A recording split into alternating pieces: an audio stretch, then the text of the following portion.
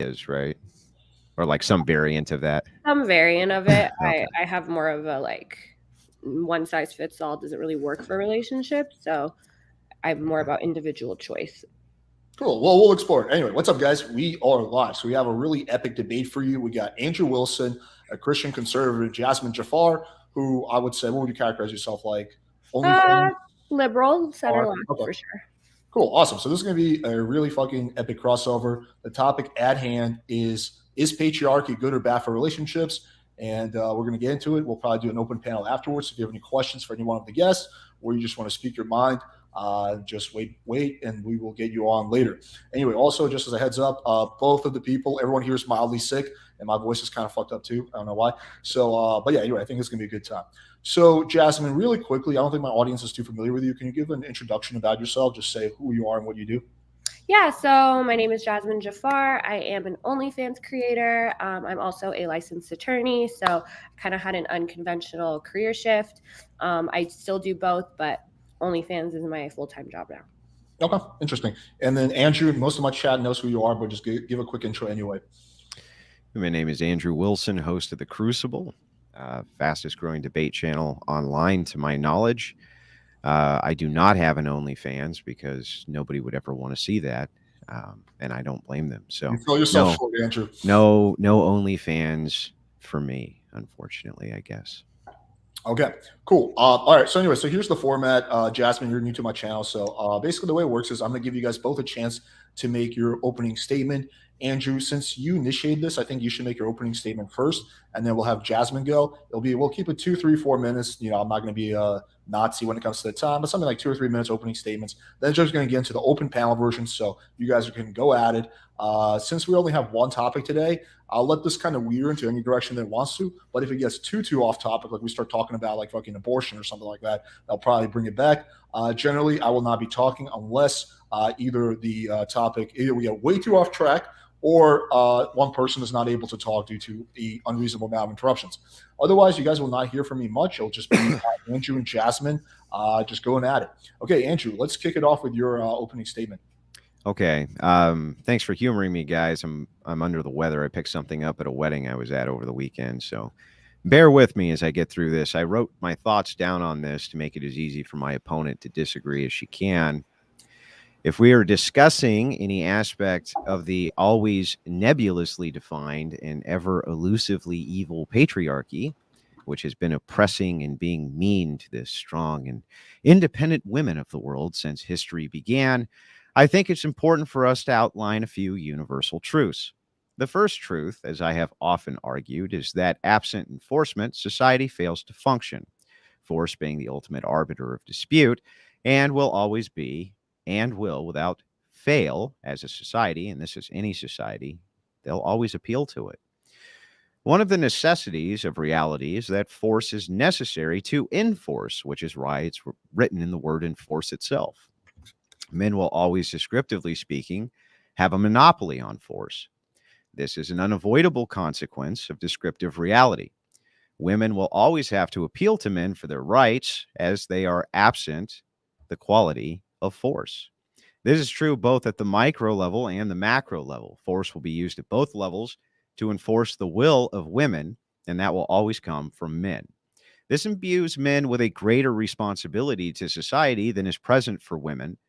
As for the perpetuation of humanity, it's necessary for men to provide some sustainable condition for both women and men to thrive.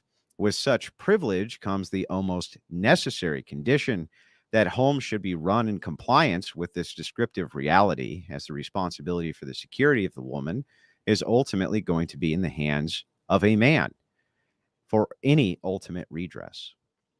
Be that securing women's rights through warfare, a justice system, or even a revolution, not to mention just allowing them to sustain via infrastructure, that responsibility is his alone because he's the only person who can do those things. She can't. There will always be some exceptional women who can also do something like this, but they are an insignificant minority to the point where in many industries, they might as well not even exist in them at all.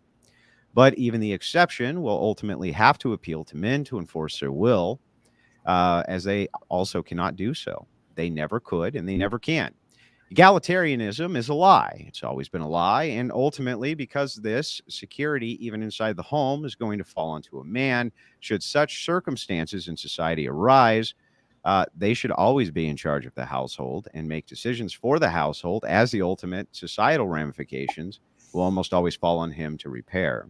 The ability to use force to enforce, and I'm almost done. Thanks for bearing with me. The ability to use force to enforce will puts us in a different category than women altogether. Not better, at least not morally better, but nonetheless very different in what can be accomplished either in a solo aspect or as a collective. Women cannot resist men with force, even at the micro level. And so will always, once again, they will appeal to men to do it for them. They have to. Why they have a say so in the matters of either politics or the way a household is run outside of male permission is actually baffling to me. I don't even really understand it. It seems incoherent. And with that, I'll pass the floor over. Before we get into Jasmine, I just want to point out one thing. Andrew got sick at the wedding. So moral of the story is clearly don't get married, obviously. Okay, all right, Jasmine, you're up. All right. I'm also severely under the weather. So if you've seen me in the past super fast and like energetic, you definitely won't be seeing that today. I get like clogged up even from talking too long. I also did not write out an opening statement or anything, but my general position on this is that relationships, there is not one size fits all. So the premise of, is it healthy or is it unhealthy? I think that's dependent on the relationship, and the dynamics of a relationship and the boundaries of a relationship have to do with the two people in the relationship. We are billions of people in this world. We all come from different cultures. We have different values. We have different personalities. And so having this one size fits all doesn't really work. I also think that there's a reason that in more advanced countries like this, the United States, that we are seeing less stringent gender roles. And I think that's a reflection of our times. I don't think the force argument of men would need to enforce rights is a strong one. I think by that metric, kids don't have rights. The elderly doesn't have rights. We set up our system in the way we did for a reason. We have 3 branches of government. Congress makes laws. The executive branch executes them, and the Supreme Court legislates them, or I mean, evaluates them. And I would say, like, if any women on the Supreme Court, by your metric, would have to have they would have more of the responsibility, like you're saying, because they have more of a voice in society. So I think these like post-apocalyptic, like if all the men turned against all the women, like, you know, it's not a reflection of reality that all the men are going to turn against all the women and we're going to live in like Ken's Mojo Dojo Casa house. Like, I just don't think that's reflective of our current society. And oh my God, I'm so sorry. Sorry, lost my train of thought. But get this out too. So I mean, yeah, that's basically it. I think that there's a reason that in so many relationships that we're seeing, things are more equal, and it's not one person has more power or authority over the other. Jasmine, just to really quickly summarize your position. So if someone asked you, is patriarchy good or bad for relationships, would you generally be leaning towards bad or good? I think it depends. I think there are certain people that lean more traditional. Like there are a lot of women, and I think that's a great, if you are a woman and you want to be in a traditional relationship, you want the man to lead you, I think that's great. You can go on. I believe people can be happy with different values and with different lifestyles. I also think there are certain women, I would put myself in this category, who aren't happy in those kind of relationships. And I think there's a reason that a lot of women are gearing away from that and moving to choosing to be in relationships that are more equal. There are also a lot of men who don't want to lead and don't want that traditional relationship either. So I am a big proponent of finding someone that aligns with your values. And I think that people with different values can go off and be happy in their own right. I think trying to pretend that everyone is one way and that one way works for everyone is a really juvenile way to look at things, because the world is obviously far more nuanced than that. It's not that black and white. Okay, fair enough. All right, let's get into the open panel. So have at it, guys. Yeah, so let me start with the crux of one of your false positions here. You said that if men were the rights givers, the elderly wouldn't have rights or kids wouldn't have rights, but that doesn't actually make sense. Why wouldn't the elderly have rights or kids have rights if men are the rights givers? Well, my point is that if you're just going off who has rights based off who can enforce them, who has the brute force, then any time where somebody doesn't have the brute force, so you could even say Christians, my parents are immigrants from Iran, Christians in the Middle East don't have rights because they can't enforce them because there's far more. Yeah, that makes my point though, not your point. That makes my point, not your point. So if ultimately you're saying that enforcement is done, and it's going to be done in even these nations that you are talking about where Christians are oppressed, let's say, that's being done by men. It can't be done by women. It's an impossibility for it to be done by women because they don't have the capacity to utilize force collectively to make men do what they want. So if you bring up the elderly and you bring up kids having rights, for instance, they can have rights because men give them rights, but men can collectively take those rights away. And you say that it doesn't make sense or it's not reflective of reality. And then instantly you point to places where it makes sense and is reflective of reality right this second. So this makes no sense to me. Wouldn't you argue that Christians have rights though? Or wouldn't you argue children have rights? Nobody has any rights. Rights are completely fictitious and made up unless you can give me a justification for a right. Can you give me a justification for where a right comes from? I think rights are just a reflection of moral intuitions that most people have, especially if you're talking about universal basic rights like the right to live. I think most people agree that 5-year-olds shouldn't be killed just because they can't enforce their rights. Yeah, we could all, or men could all. So then they're not real because intuitions can change. And you could say that. And now we're getting into a question of moral philosophy. So I don't think that just because it's a super complex question, where do rights come from, right? Super complex. It's not super complex. It's super easy. The justification is, where does rights come from? Can I finish my point? So I'm saying that just because there's a complex question, like if I was to say the meaning of life is having nice things, and you were to say, no, I don't think what that is. And I'm like, well, what is the meaning of life? And you were like, well, and if you don't have an answer to it, that doesn't mean that my position is That's because that would be a fallacious argument. She just finished. I didn't make a fallacious argument. I made an actual argument that was not fallacious. And I'm asking you again, you say, I believe that there's rights, and what rights are intuitions, moral intuitions, which are extended out to people. I ask you, those intuitions can change, right? And you say yes. Well, then it sounds like rights are fictitious. They don't exist. I think they're not real. Morality, right? And as an atheist, from your intro, you seem not to be. I'm not here to argue about objective morality or an objective set of rights, right? I think a lot of those are based on our moral intuitions. And as a society, as we've evolved, I don't think we malfunctioned evolutionarily in 2023 in societies where we're not under threat of war or poverty, right? As we go higher up the Maslow's hierarchy of needs, we have our basic needs, food, shelter, etc. We're seeing that we're not at war with our neighboring villages, and no guy needs to know how to use. What does that have to do with rights? Let's back up, because you're moving way far away from the goal here. I'm asking you specifically, women's rights, in your estimation, are not real. Is that right? Yes or no? If by that, then no rights are real. Yeah, right. Exactly. So no rights are real. So how does that prove your point? Is that true or false? I'm just trying to get clarification. I guess if you get down to the crux of it, are there rights that are independent of human moral intuitions? No. But I don't know what that has to do with boys versus girls in this world. Like, to me, this is just. I didn't ask you if they're independent of human intuition. I'm asking you if rights are an objective fact, an objective reality, or not. Rights are an objective reality because of basic moral intuitions that most people, the vast majority of men and women, agree with. Now, yes, that would not be an objective reality. That would not be a descriptor for something which is objectively real.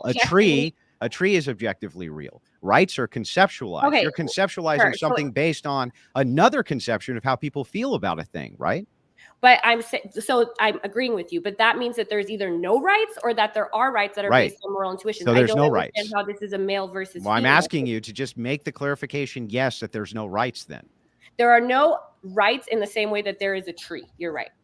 Okay, so there's no rights. So since there's no rights, if you were going to explain to somebody that they had a right, for instance, you have the right that women have to be equal with men, right? Yes. Where does a child has what makes that true? What makes it true that absent force that's actually true?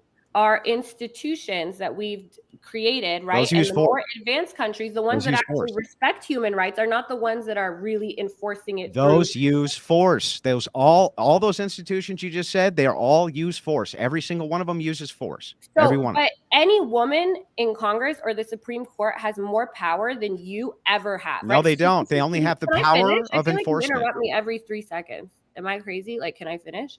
Okay, but I just feel like this is a very, like, it's almost cute to me because, like, your ideology has no power in media. You have no power in the corporate world. You have no power in education, academia. You hardly even have power on social media platforms, which I don't agree with. I don't think you should be deplatformed. But up until this year, I mean, even YouTube CEO was a woman. She could have unilaterally taken away your right to even be on YouTube. What does that have to do with anything? If the descriptive reality is just to say, hey, things aren't favoring your worldview, that's not a fucking argument. Give me an argument. If you wanted to, for instance, grant the right for preborn babies to have life, well, how would you go about that? Do you go in the street enforcing it through brute force, or do you have a system that you have to go through that doesn't involve brute force at all? Right. And so ultimately, so this is my point, right? So I'm glad that we can get to the crux of this. How do we do this?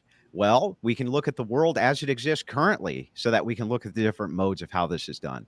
Here in this country, in fact, there have been revolutions, there have been civil wars, there have been civil conflicts over these perceptions, even though it's supposedly axiomatic that we have rights in this nation, which we clearly don't. If you look in other places in the world, that's exactly true as well. They don't have rights inherent because there are no such thing as inherent rights, including women's rights. They don't have any rights absent enforcement. You point to institutional power, like, for instance, the Supreme Court. You say these women have more power. No, they don't. They only have as much power as the enforcement arm of men allows them to have, period. And they'll never have anything external to that. They can't. It's impossible. Again, I don't understand how this is like you're like, if these post-apocalyptic circumstances where these all aren't the men post-apocalyptic. It is though, because that's the thing. Right now, I asked you if so all the countries right now where women have no rights are in a post-apocalypse. Because you keep interrupting me. Can you answer my question if you're just going to talk the whole time? Answer. Anyway? My question to you is: if right now you wanted to give rights to preborn babies, how would you go about doing that? Right now, me personally, I would use a legislative process. However, I would also lobby for a collective of men. And this is what I do now. The more that you lobby for that collective of men, ultimately, you'll be able to consolidate power based on the fact that ultimate force could be used if necessary. This is why and how's that going for you? I'm just saying, like, this idea of, I'm going to get these men to come in and say, we're going to do this through force. That's not an argument. Like, don't you understand that you're not making arguments? You can't say that Saudi Arabia is post-apocalyptic. Is it a post-apocalyptic nation? I agree. What happened? Hang on. No, stop. Let me finish. You say these are only post-apocalyptic. I mean, the apocalypse is not coming to the United States. These nations right now exist where women have no rights. Where was their apocalypse? Where did the meteor come down and destroy everything? And it's Mad Max in the streets, and there's oil cans. I don't get it. The nations that use brute force to give people rights are the ones where it seems like people have the least. Ours does that. With the institutions, like no, ours uses brute force. You prefer that kind of thing? If you're trying to get a group of men to collectively use force to give people rights in the United States, it's clearly not working for you. Your side. No, it is working. Listen, you should move to Saudi Arabia. I'll explain this.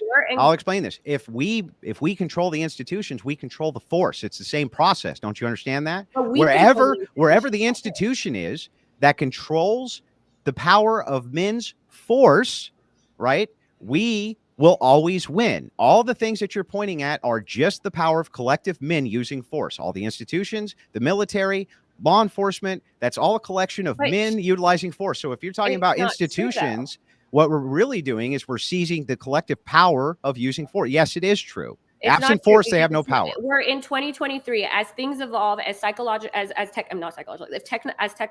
advances continue to come about, it's not even in war anymore. It's not a battle. It's not sheer numbers, right? Yes, it is. Scientific. Oppenheimer was just the biggest film of the year. Yeah. You're so right. There wasn't just this massive attack that happened with guys skydiving in with old parachutes and machetes, who just went into a first world nation that had an Iron Dome missile system, were able to circumvent it and kill hundreds of people with their primitive technology. My point is, I'll let you go right after this. So real quick, I want to give you guys a heads up. We're getting pretty off topic. I'll give you guys 2 or 3 more minutes to explore this further because you're having a good discussion, but then I'm going to bring it back to the initial topic. Go ahead, Jasmine. Okay. I feel like this was his whole argument, though. I don't even It know what it is. necessarily has to do. It's part of the crux of my argument. Let me try to bring it back. So even if you want to say that as a collective whole, that men, if they decided to tomorrow all fight against all the women, there's a battle of the sexes. This is your scenario. The straw man. I would still say that I don't know how what you're looking at a relationship. A relationship generally has 2 people, sometimes it has more. How come in this dynamic, because men could collectively take away rights from all the women, that a man should have the authority in the household? Because the question becomes then. I don't think it's I'm even trying to answer your question. reality. Like I said, in countries like the United States, where we're not under as much of a threat as of war and all that stuff and poverty, and we don't have as stringent of gender roles, women are choosing and men are choosing to not have their relationships be molded in this way. Why do you think that is? Because I think that the institutional power right now favors progressives, but it won't always be true. And I also think that we will see policy even in my lifetime of 1-vote households. And I think that patriarchy has always been inevitable because it's a descriptor for reality. And feminism is not a descriptor for reality. It pushes away from the descriptive reality, which is patriarchy. And the reason that you can't get away from this descriptive reality with feminism is because you always will have to rely on men's force to secure whatever feminist agenda that you might have. Always. There's no way to circumvent that. So when I'm talking about how does this move over to the micro level with individual relationships, it's because I want to see as a prescription for society a single household unit. If they vote, fine. Okay. But I don't think that everybody should vote. That's one. I definitely don't think women should ever vote. That's 2. And I think that all votes, even if you're married, should only be on a household basis. And even then, after it's with public service, you claim that this is outside the realm of possibility, but it's clearly not. As long as institutional power and authority is achieved, just like you communists, well, maybe not you, but just like communists did 60 years ago, we can do the exact same thing and institute the policies that favor us and our worldview. That's wonderful. I don't know how, I don't think that will happen. Each generation is getting progressively more progressive. And this, I don't even know what this voting system that you have in mind that's not been seen here is supposed to come to fruition. It has been seen here. Do you think we're using the same voting system in Inception? I let you finish. Go ahead. That's fair. Go ahead. But I'm sick right now, so I'm not trying to. Go ahead. It's fine. But my point is that I still don't get, even if we had your system where it's 1 unit, 1 vote, how does that actually affect the inner dynamics of a relationship? Because women won't have rights. They won't authority over the woman just because you're. Do you want them to have that authority by force in the relationship because he can overpower her physically? Is this the point? Well, no, wait. That's a straw man. Take away your rights? Yeah, so I answered your question. It's actually a straw man. All he needs to have is enforcement. He doesn't have to use force. Right now, for instance, women favor force of men, right? If you're going to get a divorce, for instance, or something like that, and the husband says, no, I don't want a fucking divorce, right? He can't do anything about it because other men with a nice shiny hat, a badge, and a gun will come haul his ass to jail, right? That's how it works. That's enforcement. So when you're talking about this, even on an individual scale, right, at a micro scale, yes, each individual household should also be an instillment of the larger governmental body. It should be a reflection of that, and it should be patriarchal in nature because it's part of the descriptive reality of how the world works. But you just said the descriptive reality of right now is that we have the institution. So it's not a descriptive reality of the world right now. Like you just said, in this dynamic, people are going to come and pull them away. Those men are not all on like one team and then women are all on one team, right? So if you're talking about individual relationships, why the fuck should someone like me be like, oh, you know what? I'm in a relationship with you and we have all the institutions. We have all the power. Most men are on my side, but me and you should still have this dynamic because in Andrew's hypothetical future why would we care what the people without rights say? I don't get it. Why would we care what the people without rights say? Why would we care? No, so if you have no voting power, why would we care what you say? One of the foundational pillars of our country is freedom and the freedom to live your life how you It was not for women. Where did the freedom for women And come in for the as we've foundation of our progressed, country? we also Exactly. used to, if you go farther back in our evolutionary trajectory, we also used to rape and kill and all that stuff, and it was fine. No, we As still we've do. evolved, Still our do. moral philosophies have also evolved. Our As we moral talked about philosophy has earlier, not they're not no. stagnant. And my moral philosophy is winning. So if my moral philosophy is winning, I guess I can make the argument Your that moral right now, philosophy in is to 2023, win. relationships should Wait, look the hang way on, I hang say on. they should look. What do you Unlike mean? though, I'm not What do you saying mean your that. moral philosophy is to win? What do you mean by moral? No, I'm saying right now we have the power in the institutions. We have the enforcement arm. So by your standard, if we have the enforcement arm, then should relationships be because the way I see fit? They already are. Because They're of the not, though. descriptive People- reality that men are enforcing the will of a bunch of stupid feminists don't know what the fuck they're talking about. And that can change easily. And it has changed okay, in the I past. mean- Not only has it changed in the past, but you did not start out with the right to vote. Women didn't start out with the right to vote in this nation. It was never an entailment that the axiom that all men were created equal was supposed to apply to people who couldn't even enforce their own rights. Why in the world would our founders ever want that? They wanted nothing to do with that. You are very dismayed about the state of our world right now. But the question is patriarchy unhealthy or healthy for relationships? I'm not asking back in 1800s. It's about today, as far as I'm concerned. And my thing is, oh yeah, we can there's never look not at one history type to of find out about the health. There's not one type of relationship right now that I can sit here and say this is the way it should be. We have all different kinds of relationship in this country. We have polyamorous relationships that are becoming more and more common, and those relationships, people seem to show just as much, if not more, in some studies, happiness than other relationships. And we want to see those gone. Relationships should be about people who want to be together, enjoy their lives, be happy, be healthy, not hurt other people. So why should they be about that? Why should I accept that this is axiomatically true, that relationships should be about whatever feminist bullshit you want them to be about? Why should I accept that that's true?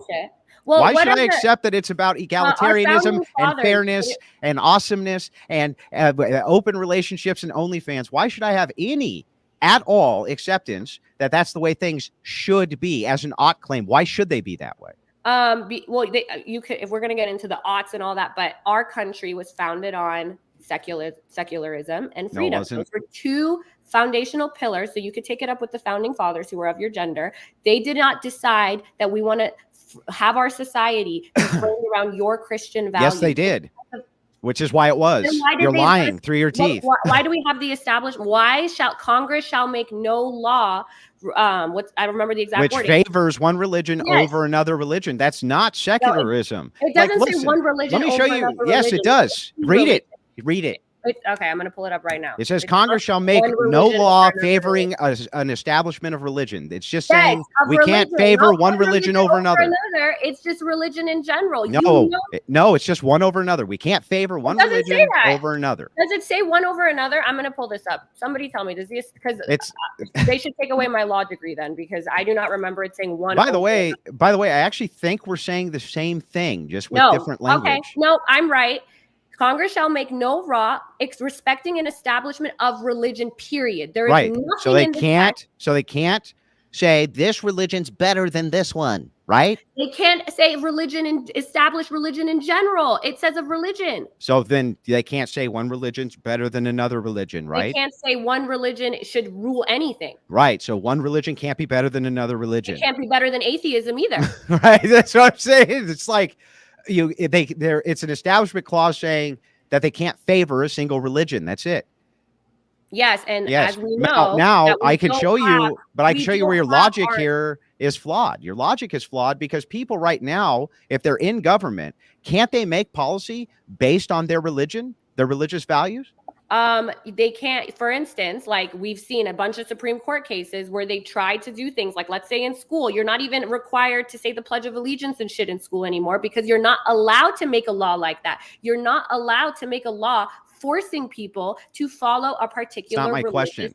My question specifically is, can't your morals right now, if you're in government, be informed by your religion? Thus, the way you're voting is informed by your religion.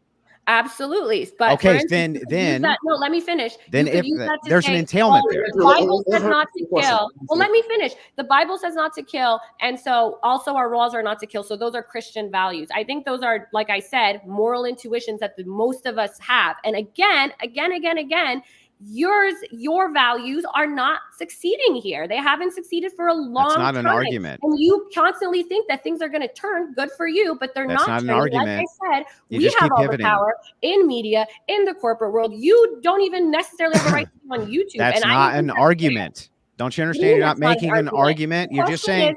Is patriarchy? Oh, okay, fine. Well, then anywhere else on planet Earth where that's not the case, that's not the case. You see how that it's not an argument to just say, but right now the establishment favors us. That does nothing to get us closer to what ought be or how we move towards what ought be. Say, for instance, in Iran, where my parents are from, you couldn't have I can't be there. I can't have this lifestyle. I can't have the kind of relationship I want over there. It's not allowed. So over there, I guess patriarchy has to be the default for relationships, and they probably should follow it unless they want to, have consequences. What does this have to do with anything? No, it does, because in the United States, where we have freedom and our institutions aren't putting forth your values, can you explain to me why in modern society right now, where these values are not at the forefront, they don't have any power anywhere, why should two random people on the street follow them? So you ought to follow these values or move to make these values correct because you actually have an imperative, a duty to make these values correct. There's an actual categorical duty to do this. And where are you getting that duty? Well, this would come from my moral framework, the thing that you don't have. So the moral framework that you just got done telling me is my moral framework is winning. That's what you said your moral framework is. I did not say my moral framework is winning. I just said my moral framework is winning. Well, what is your moral framework? Why should we follow feminism? Why is it good? Why is it good that we follow egalitarianism and feminism and all this? Why is it a good thing to do that? Why? Because, like I said, it's the natural evolution and the natural direction that our society is going, as gender roles are not needed as much anymore. There's a reason we didn't just the naturalist fallacy. Human beings have been adapting to our circumstances all this time, and even in the same time period, you can see that's countries a fallacy. People that aren't struggling, people that aren't under the threat of war. These countries that are more technologically advanced, the skills a man needs to strive in today's society are not brute force. Their intellect, emotional intelligence, the ability to communicate, all of those things that are not gender specific are how you succeed in today's society. Okay, so I'm going to respond because you just used a fallacy. You just appealed to nature, literally. Now, I can say, appealing to nature. No. If I say it is the natural occurrence of X, right? That's not an appeal to nature because it's a descriptor. I asked you for why ought we do this? And you said because it's natural. That's literally the definition of an appeal to nature fallacy. That's what you just did. So I'm going to ask you again, and maybe this time you give me an answer without a fallacy. Can you tell me, stop. Can you tell me why it is that we ought to adhere to feminism and we shouldn't do our damnedest to move through the system in order to repeal it? Okay, let me tell you, because the equality, the political, social, and whatever equality of the genders right now is the best way for a society to flourish. And the societies that are flourishing have more of these kinds of values. Obviously, you want both people, I remember I was accidentally in your thing with Destiny and you think women should be out of the workforce and all that. I disagree with that. I think our society, one of the reasons it is flourishing is because we have, instead of eliminating half the minds in our society, half of the people in our society, those people are also able to contribute to society, right? We have a 21-year-old woman right now making rockets at NASA. Why shouldn't she be able to do that? That is better for our society to have her brain also making rockets than to have no women in that at all. So it is actually better for society for both the genders to have these kinds of rights. And I think that's also reflected in relationships. I see. Like I told you, everyone has to do what I want. So then any place then where patriarchy is instilled, as long as the population is flourishing. Like, for instance, let's say they're able to reproduce themselves, which our society can't. I would say that's a huge mark of flourishing. Shouldn't we default to that because your standard for how you morally run the society is just based on whether or not they're flourishing? That's your moral standard. To run a society is not by putting your moral, is all of us following. Yeah, don't tell me what you should. Don't tell me that your morality tells you that you shouldn't follow my morality. Just tell me what your morality is. But you just got done saying to me, I don't have an objective reality. Let me finish. I don't have an objective morality. Let me finish. I'm almost done. And then you can respond. Relax. Okay. You just got done saying to me that the only objective standard you have for morality if in this instance is that the society is flourishing. That's Our not what society, I you did not say did. that's the only Our standard. society literally cannot even reproduce itself, and yet the patriarchal societies can. That's clearly flourishing by your estimation. So why shouldn't we go to that under your moral framework, your cuckoo moral framework? You can sit there and you can hope and pray that those societies overtake ours, but they're not. They're clearly not. So I'm sorry you're unhappy with the state of things here. Your society is not reproducing. Again, no, I let you finish. I let you finish this time. I'm saying that just because, like I said, just because it's a very complex question, you're asking about unless you have an appeal to an authority, which is also a fallacy, an appeal to authority, which is your God about how morality should work. If you don't have that, it's a difficult question. It's like, what is the meaning of nice? What is the meaning of life? What is consciousness? Making up an answer because you don't know, like, God, I don't want to get into a religious debate. I'm willing to, but I don't think that's the topic here. Does not make it a good answer just because you don't know and you make something up. I could say, well, I got my morals from this unicorn book. So the concept is just too complex for you to engage with it. That's what you're saying to me. The concept is just far too complex. No. There's just too many dynamic moving parts for us to really get into what makes society thrive and why patriarchy is bad. Moral philosophy, there's a reason for thousands of years we have had so many philosophers. This has been written on to the point that none of us in our lifetime could read everything there is to read about moral philosophy. You can't tell me you can't tell me what your moral standards are without a thousands-year-old dialogue, thousands of years old dialogue. You're looking at the 1,000-year-old dialogue to get your morals. You're looking at scripture from 1,000 years ago. So I completely agree. What does that have to do with you? So I'm asking. I've already explained it. Because you decided to believe something based on insufficient evidence. And again, I don't want to get into the belief of God, but because you decided that, I don't have a thing. Okay, let me just adopt this book that book doesn't have evidence for it being the objective standard of truth. You have an easy thing to go to. So your debate tactic is just to tell other people, I don't know, right? The God of the gaps argument. I don't know is not a reason to believe in something, right? So I'm saying there are a lot of people, a lot of atheists, Sam Harris. Which part of the argument was the God of the gaps? Try to answer this question. Can we get an objective morality without God? If you want to get into that, we can get into that. I'm not even asking for that. That's not a smoking gun here. Why won't you just listen to what I'm asking you, right? I think you just don't understand what I'm asking you, and so you're kind of flailing. Just listen, okay? Just listen to what I'm saying to you. I just want to know why we should follow, why we ought to follow this egalitarian mindset, which has led to our society literally not being able to reproduce itself. Whereas the patriarchal societies, which we can clearly see, and you have conceded are patriarchal, can do so.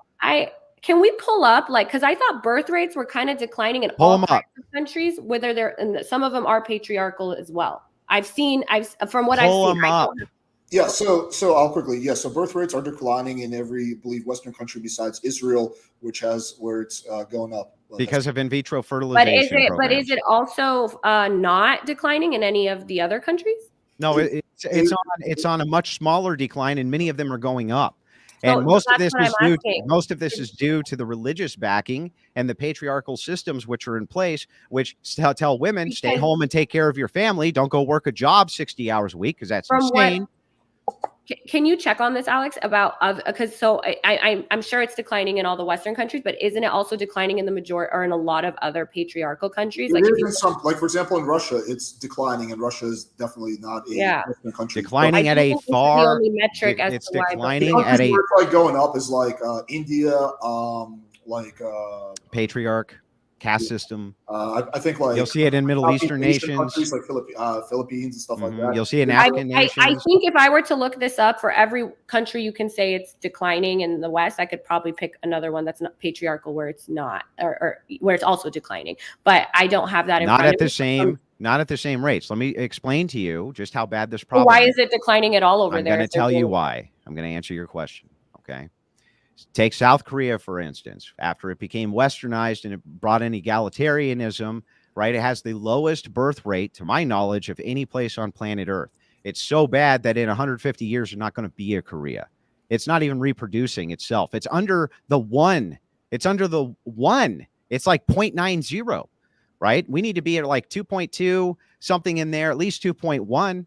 Right. And we're way under that threshold, and we are nosediving. And this has a lot to do with the fact that career women are focusing on career first. They're focusing on all of these things first before they focus on family. So what do you Historically, think? that's never happened. And I think that the best way to deal with that issue so that we can have a human race, because that sounds great to me, would be for us to institute some types of policies which, once again, favor the patriarchal system. And I think that that's inevitable anyway.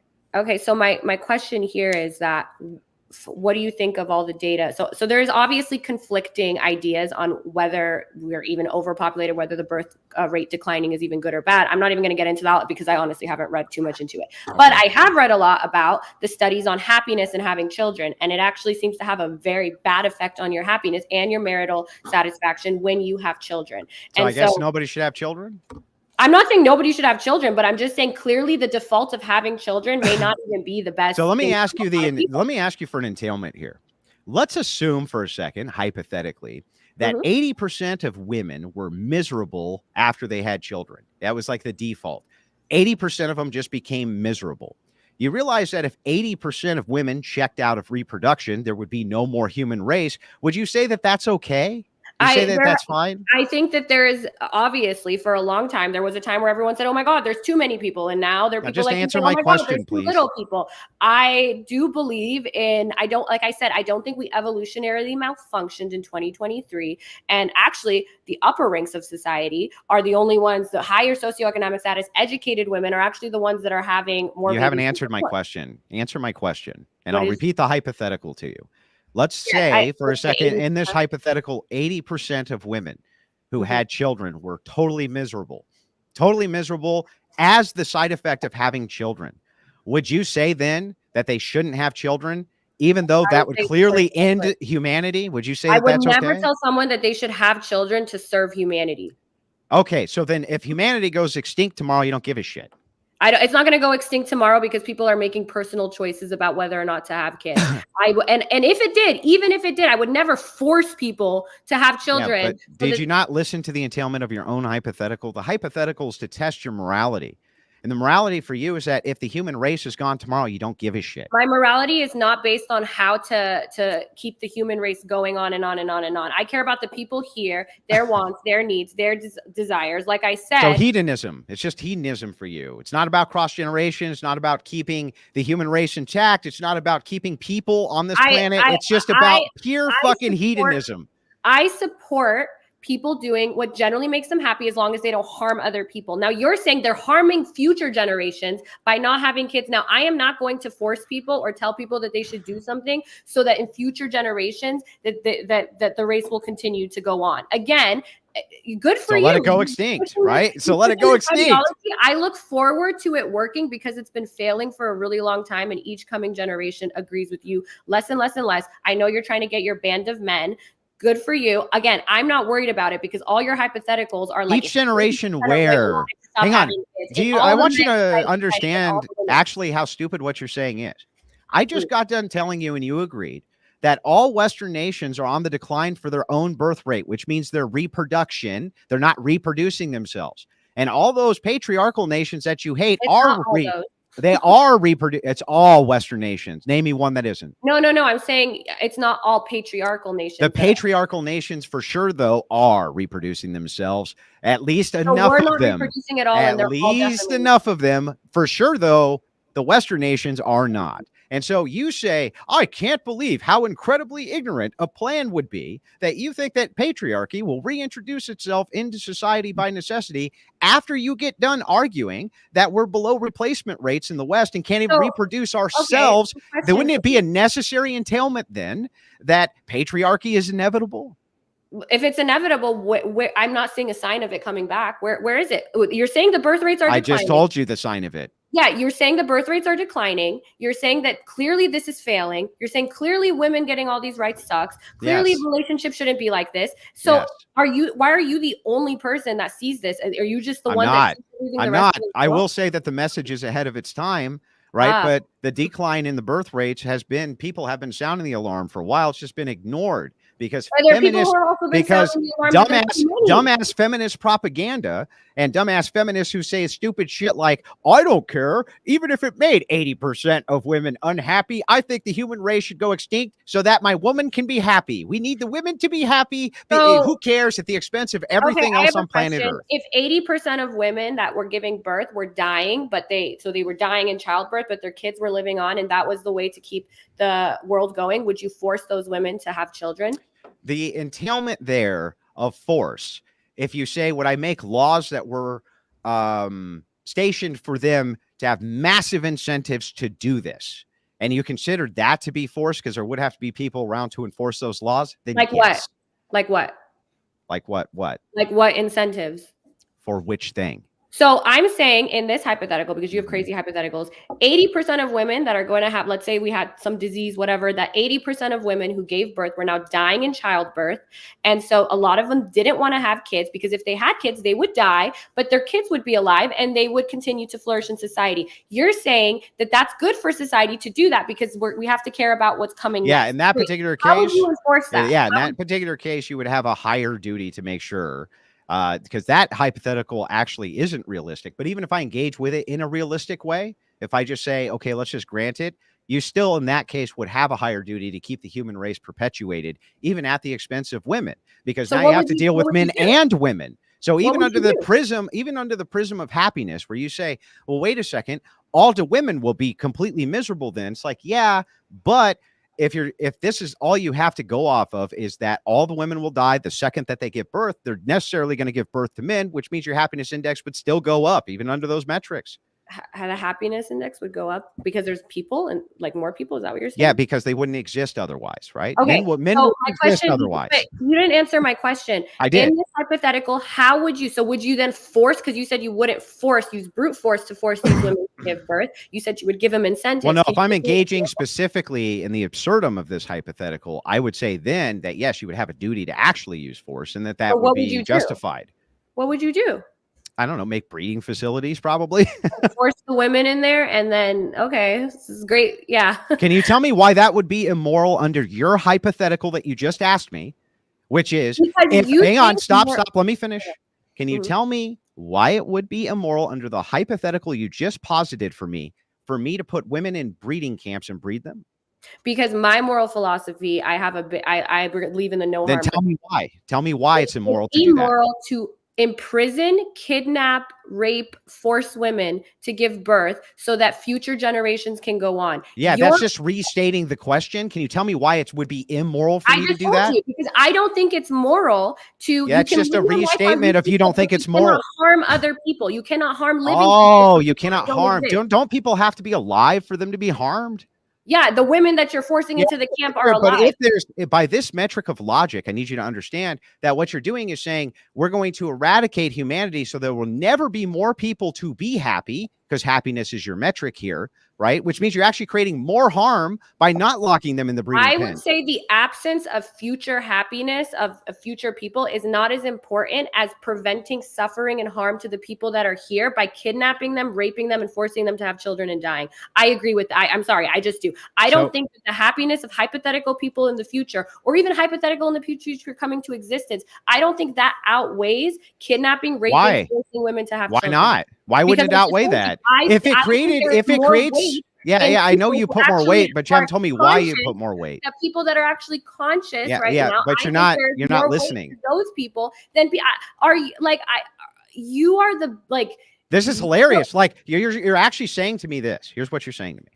You're saying future generations and their happiness don't matter, right? Comparatively, what matters is what's going on currently. And if the actions that humans collectively take currently, right now, eradicate all of humanity, which then assures that there will never be people to be joyful or be happy, then one, happiness can't be your biggest metric. It's impossible, because you would want there to be the most amount of living people who were happy regardless of circumstance. Two, can't be consequentialism. So what the fuck is it? What is the justification? That's what I'm telling you. It's so, for instance, like when it comes to the environment, it's a scale. Like if it's not going to, but If it's like, okay, let's make policy decisions so that we can keep our planet for future generations that are inevitably going to be here because people are reproducing. I guess you're saying they're not, but we are having children born every day. But that's different than saying that somebody getting raped, murdered, all of this so that future generations can flourish. I don't see, even by your moral philosophy, where in the Bible. You're just begging the question. You're begging the question again. You still have not answered.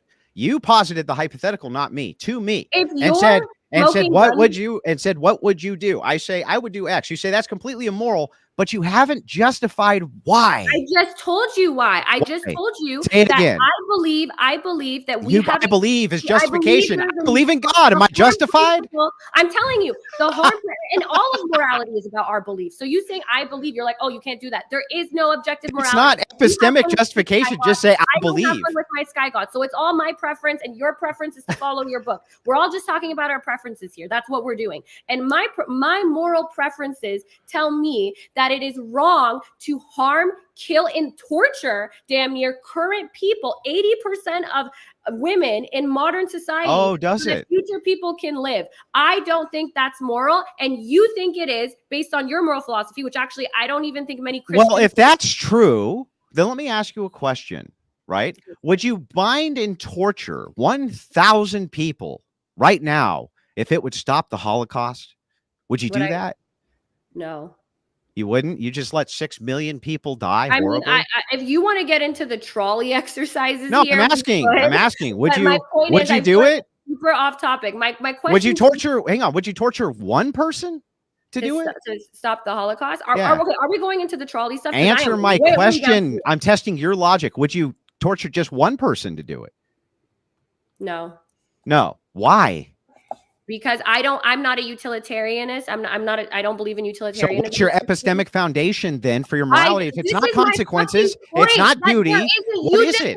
You just said the same thing. There isn't an objective one. So is the debate about my personal? Do I have to be like, you are either a utilitarian, you are consequentialist, you are religious? Are you asking have to give me something? About my personal? Yes. Well, it's your lady. It's your worldview. It's your worldview. You tell me that they're not right because they're not objective, and I'm saying I'm not saying. I'm not even asking you for an objective metric.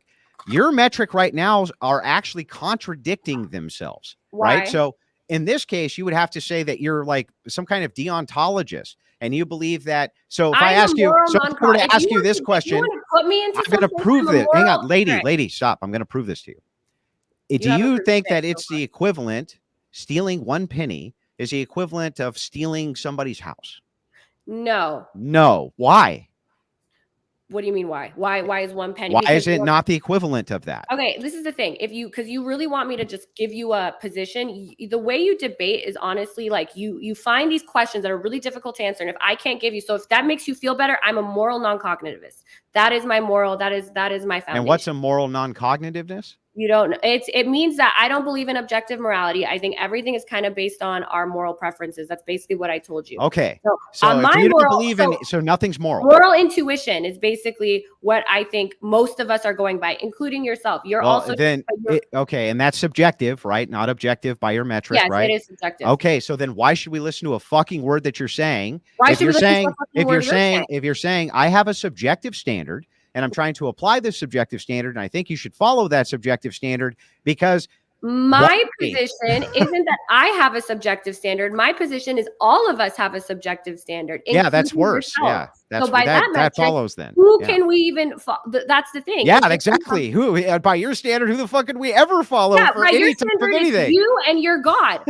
That's not what this country decided to do. That's not what our founding fathers wanted. So you maybe should get the fuck out and go into one of these patriarchal societies where they follow your moral philosophy. I see. So the status quo is all that matters. Moral philosophy. And as much as you want to have these hypotheticals, like that's the thing. It's like the least threatening thing ever. Obviously, I want my values to prevail in my society. And if my biggest threat is Andrew the Crucible sitting here being like, well, if all the men fought all the women, like it would just be, I'm like, great, we're gonna win. We're great. No, you don't need all the men to fight all the women. You just need to have the institutions where the enforcement arm of men are, and then you win the game. It's very simple. And if you think that the right can't do that, and haven't traditionally been able to do that, you're smoking crack, lady, Why aren't because they they doing have. it? They're doing it Why aren't now. they doing it? Not only Why are they doing it now, but you see Where's their more of a power? political polarization. For instance, you saw what happened with Mulvaney. You see what's happening with various people across the Yeah, nation. the literal Hang on, let me one finish. thing you guys You got did was- boycotts. You got everything. The right is beginning to mobilize. Yes, and they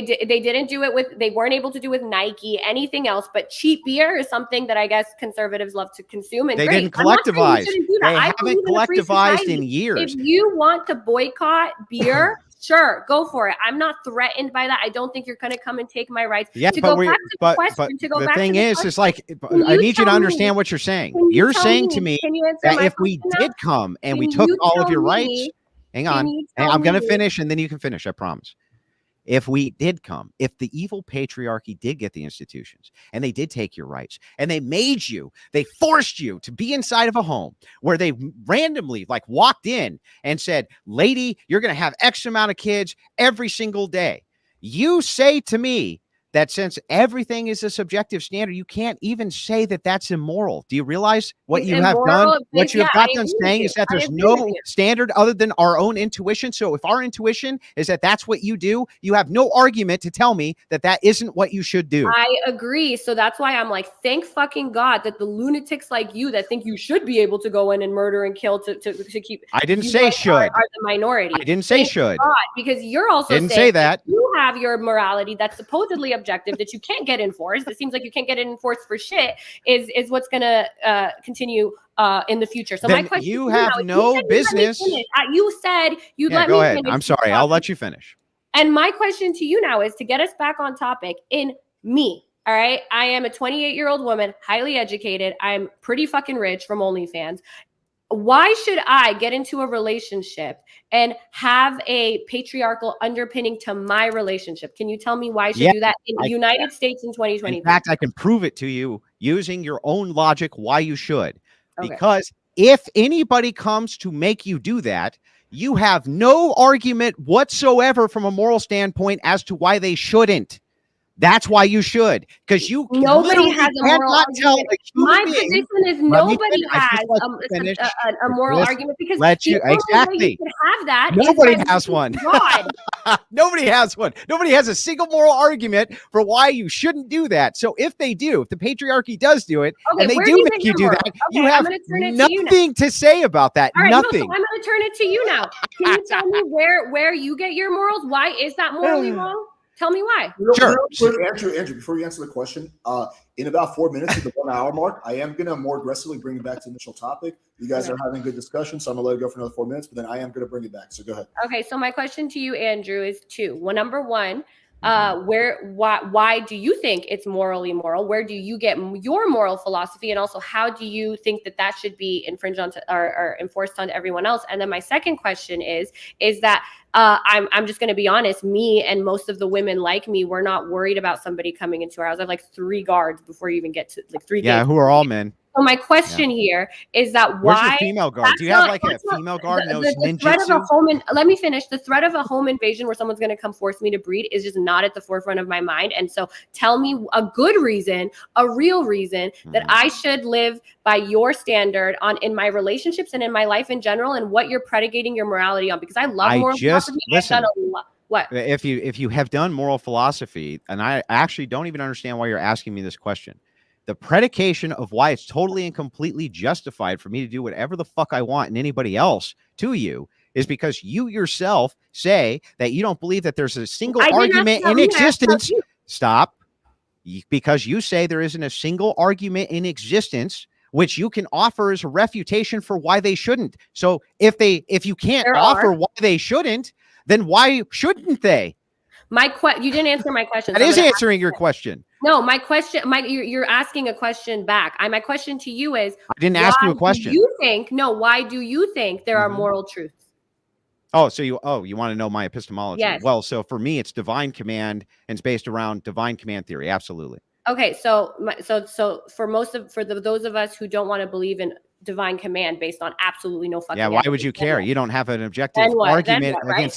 So I would even argue that there's no argument actually that further the well-being of society, and there are one thing there's that will not. You just don't know what you those can't are. make that argument because from your standpoint, there's no possible way for me to be wrong in divine command theory, because you have zero justifications for any morality whatsoever, and make the bold claim you're that not there's not a wrong. single It's also argument not wrong which for can some- be it's what I- offered against me having divine command theory. You literally just said that's that. what I mean. It's just stupid. Just like nobody else can have like if someone said I'm getting my morals from Harry Potter and I'm going to go by the wizarding world of Harry Potter, I mean, I can't tell you why that's objectively morally wrong. You're just a fucking idiot to me. And I'm so grateful that I love the fact that your argument is you're stupid.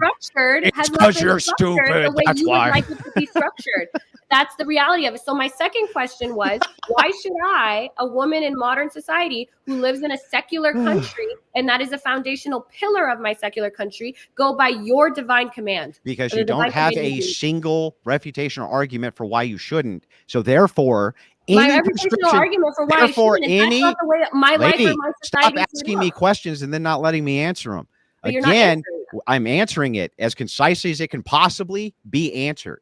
The reason is because if you have literally no epistemology and offer zero refutations for why somebody shouldn't do anything to you, no arguments against it, no reason why you think it's right or wrong, and they do something to you, you can't tell them that that's wrong, or you can't tell them they shouldn't do that. You have no basis for an ought claim. Okay, so this is the thing. You're taking my deep moral, like at the basis of my moral foundation. That's right. Your foundations. I say, no, you should do things because that's what the laws say. And that's also, I believe, and I agree. It's what I believe. You believe in your God, and I believe that people should not harm other people, because I think that overall the well-being of society is not going to be facilitated by that. I also don't think for the well-being of society is good to live with the kind of morality that you have and your weird, twisted version of your divine command. Because I've never heard Christians like say that they would be okay with raping and killing people. Neither did I. I never made the affirmative claim I would. I asked a hypothetical to test your logic. I never made the affirmative claim I'd be okay with anything. No. I asked you if you think that's okay, and you said that if 80% of women were getting killed, if there was a greater duty to the human, and every Christian would tell you the same thing. Let me finish. Every Christian would tell you, every one of them would tell you that we operate off of duty and virtue. So we're going to look at each individual situation, no matter how absurd the hypothetical. And it's easy for me to bite a bullet and just say there would be a higher duty then. And almost all rational people on planet Earth would agree, by the way. Oh, yeah. All right. Okay. I just want this. I want to restate this. And I also want all Christians to also I want to know what most Christians would believe. It is rational and it is duty in my hypothetical to kill, rape, and force women. Didn't say anything about killing. That is the rational duty, moral, and that is the Christian response here. I don't think the majority of Christians would agree with you. If you were to ask any rational agent, not just a Christian, but almost everybody who's a rational agent, if the perpetuation of the human species as an imperative was more important than a temporary condition of how women might feel, they would say, a temporary condition of how women might feel. Because when in my hypothetical, you were talking about making them breed, and then you were talking about breeding facilities, and then having based on what condition? So I am based totally on what condition? You know what? I am totally fine. This is fucking hilarious. You can straw man a million times. It's your hypothetical. I am totally fine with leaving this here. Your position is that a rational agent would think that's justified. My position is that it's not, and we could leave it there. Now to get back onto topic, because we're not going to go into these crazy hypotheticals anymore. Right now, 2020. We just went into your crazy hypothetical. That's what I'm saying. Jazmen Jafar, I'm done with them. 2020. I'm okay with leaving it there because your position is actually so fucking insane that I don't think there's more to be said. So in 2023, your position is that the human race goes extinct, and you think that's rational. Why should I? Because this is the society I live in. I don't have a moral foundation. My epistemology is not so fucking neat as to why this ought to be the case or whatever, but it is the case, because that's what the question of the debate is. Mm-hmm. Is patriarchy healthy or not healthy? Not should it be if this society was actually the way it is? Should it be if the divine command was actually my question is, what can you tell me right now? Mm-hmm. And my life and the women like me, why should we follow that? Yeah, you just actually refuted yourself in your question. So your question that you asked me was this: even though I, Jazmen Jafar, have absolutely no epistemology, can't make any ought claims, nor tell you why anything is right and wrong, why should I comply with whatever it is you tell me I ought to do. And the You're answer, the one they making actually, the claim. hang The on, burden is on you. but It's not on me. I'm The trying to burden is explain. on you. You're saying, lady, I you have to stop talking so I should. can explain this to you, because you don't But get you're it. just going off It's and- self-refuting. So you asking, lady, stop. You asking the question, and by prefacing it with, I have absolutely no moral objection to anything that you do, but why should I follow what you do? Well, then can we get to whatever that is? That's my thing. I just said, I believe in generally my moral principle, which is based on my moral preference. Your moral preference is divine command. Mine is generally the no harm principle. And I don't believe that. I believe you should do whatever you want that makes you happy. Freedom. I believe in freedom. I guess you don't, but it shouldn't harm other people. That's my moral principle. Okay, now, so the no harm principle, then can you clarify what that means? I'm just asking you to clarify this one thing. So you're saying I should follow you. So I asked you, why should I do what you say? And you say, because it's self-evident in what I said. Is there any other reason? Is there any other reason why I should listen other than that? Why don't you understand this? If you make the affirmative claim that you, Jazmen Jafar, have no moral objections to anything that anybody does ever, and then I should live in a patriarchy and cannot produce one, then if somebody comes in and says, well, you're going to do this now, you have no moral objection, so why shouldn't you do it? It doesn't even, my point is, it doesn't matter if I have a moral objection or not, because if these people come in and force me to do shit, it doesn't fucking matter what my epistemology is or what my moral philosophy is. If I'm raped and forced to breathe, then how do you know what you should or shouldn't do, dummy? My question to you is, do you know what you should do? Why should I have my relationship be centered or have patriarchal underpinning to my relationship? You're saying just because it's so self-evident, because I don't believe in objective morality. So you're saying if there's no objective morality, then you should be have patriarchy in your relationship. That's what you're saying? Let me really quickly bridge the gap. I think, Andrew, what she's asking is, from a utilitarian or from a consequence perspective, why is your worldview or your system something that would be beneficial to her or beneficial to her family? I think that's what she's asking. So I'll try to answer this again for like the 17th time, but don't cut me off this time, and I'll just answer it. Okay. If you were to say to me, why shouldn't I impose feminism on you? I'd say because of this objection that I have to it, this moral objection that I have to it. That's not my question. Just let me finish. Right. If you were to ask me, and you can ask as many times you want, but the answer is not going to change because of this. I would give you a refutation for why this ought not be the case. And I'm not asking why ought not. I'm asking why should up and let me finish, so that you can't understand simple concepts. You're too stupid. Why can't you understand this? Okay, why can't you fucking understand a basic? This is basic logic. Basic. Alex just why don't you get it?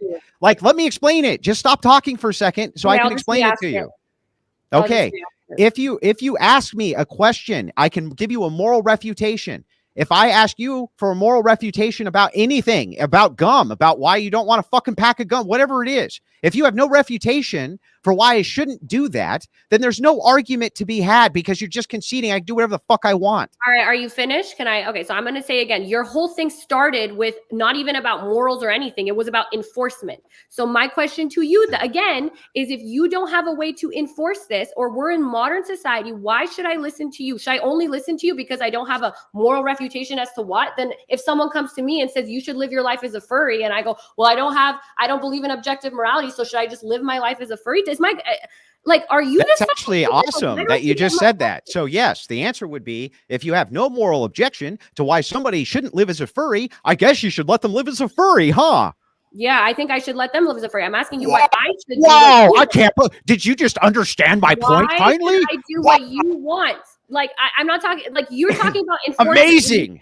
You don't have an enforcement. You can't. If we're talking about this question, the crux of the debate is patriarchy healthy or unhealthy for relationships? You're like, well, we couldn't. Right now, you have no enforcement, right? You know that you have no way to enforce the shit you want to enforce. So what are you going to tell women right now, modern women like me, the ones that are running this fucking country? Tell me exactly why, with no enforcement mechanism, why I should listen to you. I don't have to tell all of the women who are like you anything because you have no objection to any standard I would imply. This is not the fucking question. Alex, I just answered it 50 times. Like, there's no better concise way I could answer this. So then that's my point. You don't tell people that you should listen to what I say because you don't have an objective moral framework and I have a God. That's not how you get people to listen to you. I'm asking you why two people right now who are living in New York in 2023 and they're like, I don't know how to have our relationship, and you're gonna say, well, you should do my way because my book says so, and she doesn't have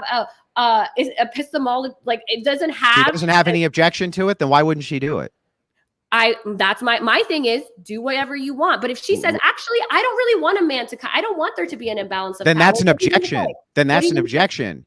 And then if you say, and then if you say to her, and then if you say to her, moral objection, stop talking. That's just an and objection. if you say to her, then if you, I have a lot of objections too. Lady, you're not listening. Then if you say to her, oh, okay, you have that objective. Why do you have that objective? And she goes, actually, I don't really have a reason why I have that. I don't really have a reason. I actually have no reason why I object to it. Then why the fuck would you care? Why wouldn't she do it? I don't care. My point is, if she's sitting right here and she goes, I don't think I'd be happy, and I don't want my man to be the leader in the relationship. I want things to be equal. And you go, do you have a moral basis for that? No, I just don't want to live my life that way. Well, you so that would be a presupposition. Why would she listen to that? What the fuck kind of reason is that? Because that would be what you're saying is that women have no logic then, because that would be a presupposition based on nothing. If you pointed that out and said, wait a second, are you presupposing something with zero justification? She was like, hang on. And she was like, yeah, I am actually. Tell her, hey, actually, you should be the leader in the relationship and he shouldn't be the leader. And if she doesn't believe in objective morality, and I'm like, do you have a reason not to do that? And she's like, not really. Then why not have it be?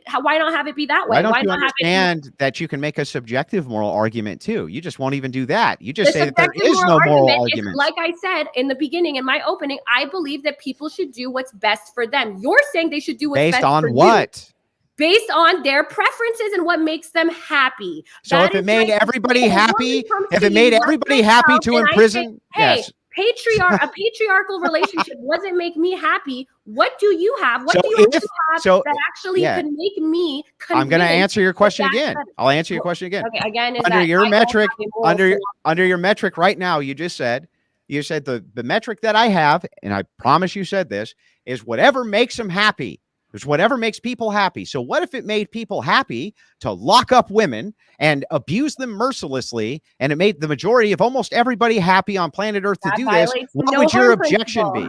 Why is and again, the no harm principle is based on what? Freedom until it infringes on someone else's freedom. What foundation? What? Wait, okay. Alex, can you let me know, are we going to go down this? Because he just keeps trying to go down to the but he's not answering my question. And I think I hope the audience can see this. I think it's pretty fucking obvious. I am talking about, tell me why in my scenario where I say, actually, you should be the leader. And she says, because it's self-refuting. It's self-refuting. I'm going to bridge the gap again. Okay, so what she's looking for is, for example, it will lead to this kind of outcome. So she's exactly based argument, right? So you need. We don't have to worry about the outcome though, because it's self-refuting. It's literally self-refuting. It's the stupidest thing I've ever heard. Just that you should be in a patriarchal relationship because otherwise it's self-refuting. I don't think you're going to convince a lot of people, and I don't think you're getting. I think just convinced a lot of people tonight after they watched this debate. I promise. Have at it then. If it's just so self-refuting, if your argument is everyone, you guys should be in a patriarchal relationship because otherwise it's just self-refuting, then okay, cool. No, my argument to you for your question to me. Answer Alex's question. Do you have an answer to Alex? You hate me, but what's Alex's? Yeah. So I'm not debating with Alex. So I'm debating with you. So again, but he told you the question I actually have. You won't answer me, or you won't answer him asking you my question. Okay. You know what? Let's try it this way. Why don't you steel man my position and I'll steel man your hang on, stop. Steel man my position and I'll steel man yours. That way we know. I will do so. Talking. Just let me finish one point. If you steel man my position, I steel man yours, then we'll know we're not talking past each other. No. I want you to answer my question first because you are sitting there. I've answered it 4 times, and I feel like if you steel man it, you'll get the answer. Why can't you just is this like a fucking puzzle? I could not possibly have answered it more concisely. It's not even possible. That has been my question for the last. We're going to make a compromise really quick. I do like Andrew's idea of steel manning each other's position, so you guys will do that really quick, and then after that, you will redirect that same question to Andrew. I do think it's a good exercise to help make sure you guys are not talking past each other. So, Andrew, why don't you start off by steel banning Jazmen's position? Yeah, Jazmen's position, it's kind of incoherent, but I'll try to get as close as I possibly can. She's saying that she thinks that we should do what's best for society based on a loosely formed harm principle. That seems to be what her argument is. Andrew's position is that we should do what's maybe best for future generations based on his moral philosophy of divine command and whatever he thinks is best for the rest of society. Honestly, I like, it's really hard to even know our positions, especially when we're actually talking about the did I do something wrong with your position, or did I get it correct? About my position on the just in general, like that we should have a correct. I think okay, here's my position, because I don't think you did a great job explaining it in one sentence. Well, I'm just steel manning. I don't believe that we have, unless you're going to do an appeal to an authority, which is a fallacy. I don't like to bring up fallacies in debates because I think it's dumb, but whatever, since you brought it in nature, an appeal to an authority is a fallacy. And you think that, what my position is that we don't have, because I don't believe things based on insufficient evidence. Believing in divine command is believing in something based on insufficient evidence. So that leaves us in a tough spot. And there are difficult questions in this life in a multitude of. Can you steel man my position now? What your position is that we've gone through so many different topics. If we're going back to the original, do you want me to steel ban your original point? How about I just tell it to you as concisely as possible? So my position is that you can't make any ought claims because you don't believe in morality at all. And you won't give me any type of justification for your morality. So anything that you say to me as an ought, why ought I do anything, is instantly self-refuting. I didn't tell you ought. You're telling me ought. You're saying that I'm the one that said people should. Aren't you asking me why ought people follow my yes, my vision? And your it's an position ought claim. I'm not allowed to. You think that you wait? Am I crazy? Okay, now you have to answer my question. Okay, because you believe in ought. You believe in ought. So tell me why I ought in 2023 with the institutions we have in place now, where you have no enforcement for what you want to any couple in the United States of America. Why should people? This is what you have to do. You have to. Maybe this is why you're losing, because you're going off into these abstract spaces. Yeah, I'm totally losing. It's bad. You're losing and I think there's no denying that that our institutions, like you had admitted, are following my principles more than your principles. Yeah, but you're not breeding, so who cares? How do you plan on changing that? I think one of the ways you could change that is by changing people's minds. That's why you're doing a debate right now. And the debate question is, you're saying that people should have their relationships based on patriarchy, or that there should be a patriarchal underpinning to people's relationships. And I'm asking you, what do you have to tell somebody like me? Because there's a lot of us like me, probably more like me than like you. What is your ought? Why should we ought listen to you? Doesn't matter what my underpinnings is. Doesn't matter why I ought not to, or why I can't not do this or not do. My question is, tell me, like Alex put it in a good way, give me some type of reason why in this society we should have our relationships like that. If you cannot give me a disputation of any kind for why it is that I should not impose whatever I want on you from a standpoint of why it is wrong, then it is a self-refuting question immediately. You ought to do it because there's no, you literally ought to do it because you have no power to enforce it. That was your original argument. You have no power to enforce it. It's not a moral claim, but it is a claim. But you made my job really easy. That is why people shouldn't listen to you, because you have no power. So now do you have an argument? People shouldn't listen to me. You're the one making self-refuting arguments right away. Yeah, like your whole argument is self-refuting. You don't have a reason not to. Like I said, then if I tell someone actually the woman should run the relationship, or if someone tells me a woman should run the relationship, I don't have a reason why that shouldn't be the case. So is that that's not how people think? Yes, it is how people think. Bringing you back down to earth. Why? That's how people think. Zero enforcement. Why should people listen to you? Here's your question. Here's how fucking insane your question is. Is right for them. Why? Here's how insane your fucking question is. Excuse me, sir. Do you think that murdering people is immoral? That's no. Not my question. Okay, well, I'm going to murder you. This isn't even a moral question. I don't want you to. What if we do this? I think that's immoral. Here. That's a question. You know what? That's what you're saying. If I do it for you like this, will you step away from? I'm asking you because when we started this debate, it wasn't even about morality. You were talking about enforcement of rights that were completely separate from reality. Did you not? So let's take morality completely out of this. Let's not talk about morality. You can't take morality out of it. Your initial argument, you're like, you can give me no reason. It's not that I can't give you a reason for it. I just can't give you a moral, objective reason for it. That is true. But that's not the only kind of reason. Then we shouldn't listen to it then. Every reason you can give has to be an objective moral reason. There are other reasons. Then give me a subjective moral reason that's based on something. And you can't enforce it. So for my question to you is, knowing that you don't have the power, knowing you don't have the enforcement, knowing that our society is set up to actually have the relationships like this flourish and do well, why should we not do so? Why should we not? I'm going to give you this lifeline just because I feel charitable, right? So I'll answer that how you want it answered, right? Even though I've refuted it 50 times, right? Yes. The reason that you ought to do this, right, is because I just think that my preferences are like better than your preferences. Okay, if that's the reason, then yeah, good luck. So you don't have any objection then? No, my objection is I don't think that's very convincing, right? I don't believe in objective. But it's convincing from your angle? I'm going to steal a line. No, let me finish. You asked me a question. I'm going to steal a line from Richard Dawkins. I don't believe in objective reality. I believe in intelligent design, where we talk about our morals, we debate them, we do all that. So right now, that's what we're here to do: debate what you think is right and what I think is right. I agree.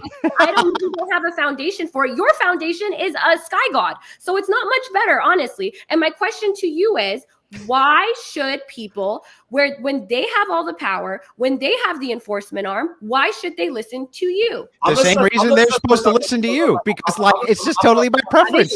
I'm the one with the power. I'm the one with all the institutions having my back. So why should we listen to you? So then anything that we do in order, I'm gonna mute both parties. Okay, I'm gonna step in for a second. We've been stuck on this point, and you're mute right now. Okay, we've been stuck on this argument for about 15 minutes, and I think I want to move it forward. So Andrew, can you engage? I understand the point you're trying to make is that her argument is not logically sound. That's fine. Let's just, for the sake of argument, just say that, just take that aside. Can you engage in what she's saying? She's looking for consequences-based answer, right? Like why is, like, for example, your review on relationships superior from a consequences-based perspective? So can you just engage in that so then we can then move it forward? Because we're literally been stuck on this for 50 minutes. Okay, I'm muting both of you guys now.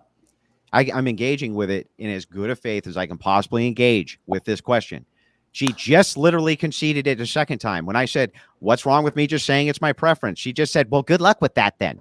There's no argument from this woman. She has zero arguments. Alex, let's leave it there. His argument, his answer to your question on why people should listen to him is because it feels like it, or that it's divine command. The same exact as yours. Answer, then there's no point. You asked it. I asked it. He can't. This is the answer he has. I've answered it 50 times. All right, that's your answer. All right, Alex, that's his answer. Chat, that's his answer. Everyone watching, that's his answer. Okay. That's my answer, everybody. The same answer that she gave back at her. She has no refutations for it. I am completely fine leaving it right there, because Okay. Let me redirect.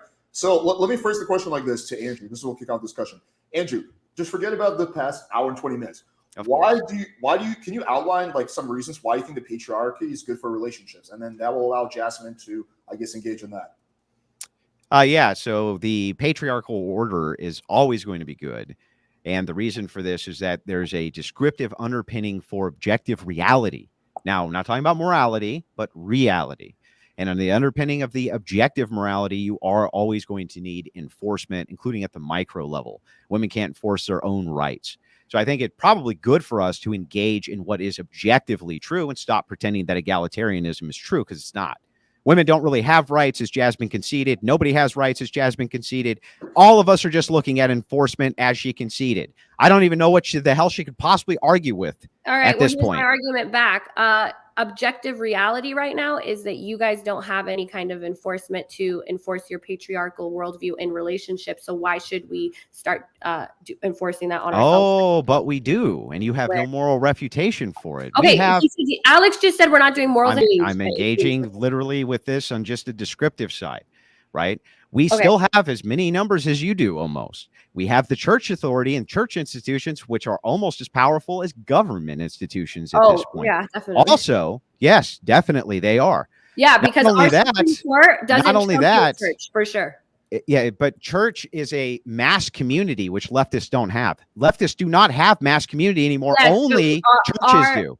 Okay, do you know, I'm going to just, maybe this is me going into a little bit of lawyer stuff. Do you know that the Supreme Court, what they say actually not only the rule of law in the states, but the church can't do something that the Supreme Court says they can't do. Did you know that? So my question to you is, what does that have to do with anything? That at the highest ranks right now of enforcement, the church, that's not enforcement. The okay. Well, unless the churches and all these people that you're saying are going to come and again do the sword fight, my question to you is, right now in modern society, we have the power, we have the institutions, we have no laws, we have no anything that's saying that this is the way that relationships should be. And a lot of people are choosing by their own, they're making their autonomous decision that they don't want to be in this kind of relationship. So why is it good, other than you saying it is objective reality that it's good, and that's objective reality that if men wanted to, they could enforce it, but it's also objective reality right now that the powers are in the institutions, and if you want to overthrow that, you have to overthrow the institutions. So until you can do that, until you can overthrow all our institutions with your little crucible revolution, why should we now listen to you? Why would it take I don't even understand. Why would it take a revolution for us to take back institutions? Well, you were saying that you're trying to rally a group of people. Yeah, to vote on stuff, right? Doesn't even necessarily mean a constitution that says that our country is secular, unless you're going to get rid of secularism, which I think if you want to get rid of secularism, you do need a revolution. She keeps freezing up. I don't even know what she's saying. Pre-voting. You have to repeat. You're going to have to repeat. Sorry, you froze there for a second. We lost like about 20 seconds of that. Can you repeat your whole argument? You lost what? How much? Like most of what you said. 20 to 30 seconds back, basically. Okay, sorry. Let me just. You're good. So my argument is, right now, if you want to change things, right, you have to basically change our institutions, and you have to, if you want to really change things outside of secularism, I'm going to predict that you would actually need a revolution to make this country a not secular country. That's my prediction. But outside of that, before you lobby Congress, before the churches do their whatever they're going to do to change our system, right now in 2023, in this system, the objective reality is there is no enforcement. There is no means of enforcement. There is enforcement. Okay, where is it? Where is the enforcement that patriarchy is the way that relationships should be? Well, because it's necessarily a patriarchy, because men are the enforcement. So it's a necessary entailment to the claim. Okay, so again, this is just circular, because I'm saying, like, a woman like me, a young whatever woman is here, and they're like, hey, I'm dating this guy and we don't have a patriarchal relationship. And you go, well, it's self-evident that you do because you just do. Like, is that the argument here? No. I'm asking you why, because clearly, as you know, there are plenty of relationships that aren't patriarchal, unless you're saying that all of them are. Then tell me. What I'm saying is that because what I'm saying specifically is that because society is already a patriarchy, and all societies will always be patriarchies because of the underpinning of enforcement, that my claim is, because this is true, this should be recognized, right? And it should further be promoted, because it creates the most stable foundation, because it's based the closest on what is objectively, descriptively true. So then if it's already just the case and it's true, then you have no problems with the way relationships are today? No, I didn't say that. Why would that even be an entailment of this? You said that it's just naturally patriarchal. The society's naturally patriarchal. Well, clearly our society is saying fuck that, and we're not. But there's a modality here. There was one thing in there that actually, like, do you not understand what a modality is? Like, it can be more patriarchal, less patriarchal. You said stability. Okay, I'd love to go there, because everything else you're saying is bullshit. So stability, you're saying that that's an argument. You're saying, finally answering the analysis question, maybe that one thing I've answered your questions 100 times. One thing you could tell people is, this is the way we should set up a relationship, because it's more stable. What is your evidence as to why those relationships are more stable? Because all of the enforcement for all of society is coming from the men, who necessarily have to protect the woman in the relationship. Okay, so they're a necessary stabilizing force for the relationship, regardless of circumstance. Anywhere you are on planet Earth at any given time, is always going to be the men who are the necessary stabilizing force, because they have the monopoly on force. The problem is, why do you not get this? The men, you need the majority of men, right? It's not one man. And we don't need the majority of men. Okay, you need the men right now. They don't agree with you. That's my point. So you haven't gotten. They don't have to. You don't need the majority. Actually, men themselves, they're not on your side. They're like, I don't know. They don't have to be. All that matters. I'm okay with this. I don't know why you don't get You're this. saying no, because you could enforce it, but these men right now are enforcing what I say. So if these men are following my ideology, then these men, like you said, men can take away rights from other men, but these men are enforcing my rights, not the one you want. So what is your argument then? Your argument has to be that you have to take over these institutions. That's the only way. Otherwise, what other argument do you have? That's why I was trying to go into stability or something else. But I've already told you. It'll increase your happiness. Yeah, but I don't know why you're restating things I've already said. I already told you that getting the institutions would definitely be part and partial for why, or a necessary entailment for how we get more patriarchy, or at least patriarchy instituted in the way I'd like to see it seen, is that we would have to move into the institutions. But do you need all men to do that? Of course not. That's ridiculous. And no more than no more than you would need all women to promote feminism, because most of them didn't.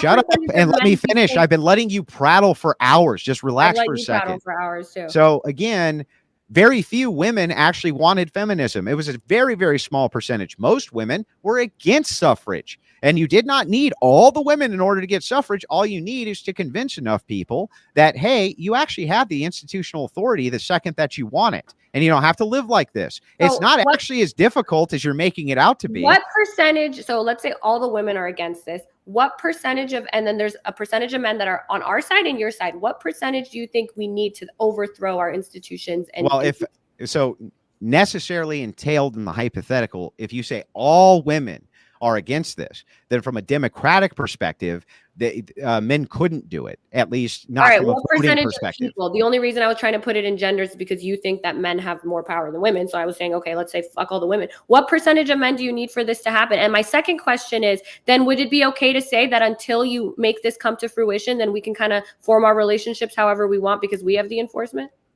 You don't have the enforcement. But men still have the enforcement. Okay, Women but do not have the enforcement. The men, I agree with you. I agree that I think that, and there are a lot of men that are also believe in feminist principles. In fact, like I said, most of them. So my point is most that of them do not believe in feminist egalitarianism. Okay, a lot of relationships right now, the men aren't you. You're not reflective of, I would say, the majority of men. So my question is then, if you're saying that the enforcement, yeah, but I mean, are you reflective of the majority of women? How we should center our relationships. If you don't have that at this point from women or men, enough men to make your thing come true, then should we wait until then and then have our relationships? But we already do have enough men. If you take a look, for instance, at the Trump, then why isn't it working? You're failing, lady. Why won't you shut up so I can answer your fucking question? One second. I'm gonna give a 10-minute warning before we move on to closing thoughts and call-ins. So just a 10-minute heads up. Okay, go ahead. Yeah. So again, if you look at like what happened with Trump and Trump's election, right, which was a smack in the face against the feminist arm and the left-wing Democrat arm, it was mostly men who voted him in. Men do not vote alongside women on many, many, many issues. And as you can clearly see, more men are moving to the right via the trends. Women are moving more to the left. That's true. But as women get married, they tend to vote how their husband votes. Can we convince enough men? Getting married less. Now, hang on. Can we convince enough men over the next, 50, 60, 70, 80 years, as progressives continuously delete themselves from existence by not having children in order to push towards institutional power? Yes, we can. And we should. And that's exactly what I promote we should do. You can't even replicate yourself. Your example was perfect. If the majority of men wanted Trump to win, and they even tried illegally, January 6th, to make it happen, and it still didn't work. I'm not talking about that on YouTube. But I'm saying, then use a different example. Use a king. Use a different example. Even as men wanted that to happen more so than women did, it didn't work. Trump is not our president, and our democracy as of now is still intact. So my question to you is: you're believing that it's going to change in the future, Mike? Let's stop talking about. You're still not understanding the pivotal right now. You're still not understanding the pivotal underpinning. This actually makes my point again for me. So again, you just say that to say that. If men are not, I'm fine with it. If men are not making the enforcement arm on behalf of other men, if they're doing it on behalf of women, it's still men who are doing the enforcement. Still men, essentially, who are making the decisions that women have rights or don't have rights. Then how come all the men that voted for Trump weren't able to make? Why couldn't? Why did that not work? Because the enforcement of other men who are part of the institutional power were able to suppress them. Men, it's still men. It's always Okay, men. but even if it's still men, your patriarchy only works if men want the patriarchy. That's my right. point. That's and so true. my point is, if in today's society, a lot of men, all of the men I know, don't want your society, they want my society. Why should we have our relationship? Because absent an ought claim for why I shouldn't do it, we should absolutely be pushing as far and as hard as we possibly can forward. Shut up and let me answer your question. I listen to all your nonsense prattle, and the second I start to give you an answer, you cut in. So again, I'm going to try to explain this to you again. We should be pushing towards that. Just because it's not a descriptive reality right now that the right wing or that the patriarchal version of men or that the religious men are in institutional power doesn't mean we shouldn't be pushing so that they are. And unless you have a single argument for why we shouldn't do that, then there's nothing you have to argue at all. My argument as to why we shouldn't do that is I don't think it's going to be best for the well-being of society. And right now, since we have that power, my question to you is right now, before people change it, why we're talking about relationships. Now, if you want to get into politics, and you can say, yeah, you guys should lobby. Because communists shouldn't have ever lobbied to get rid of communism. You want even to say that they should invade the Capitol, go for it. My question is, what actually nobody said any of this. You're just making shit up. You don't have the enforcement arm. You currently don't have it. So my question is, if you currently don't have it, should we currently not follow it because there's no enforcement mechanism? You currently aren't. So what's happening is, as long as male enforcement favors whatever the agenda is that men favor, in this case, if men favor feminism,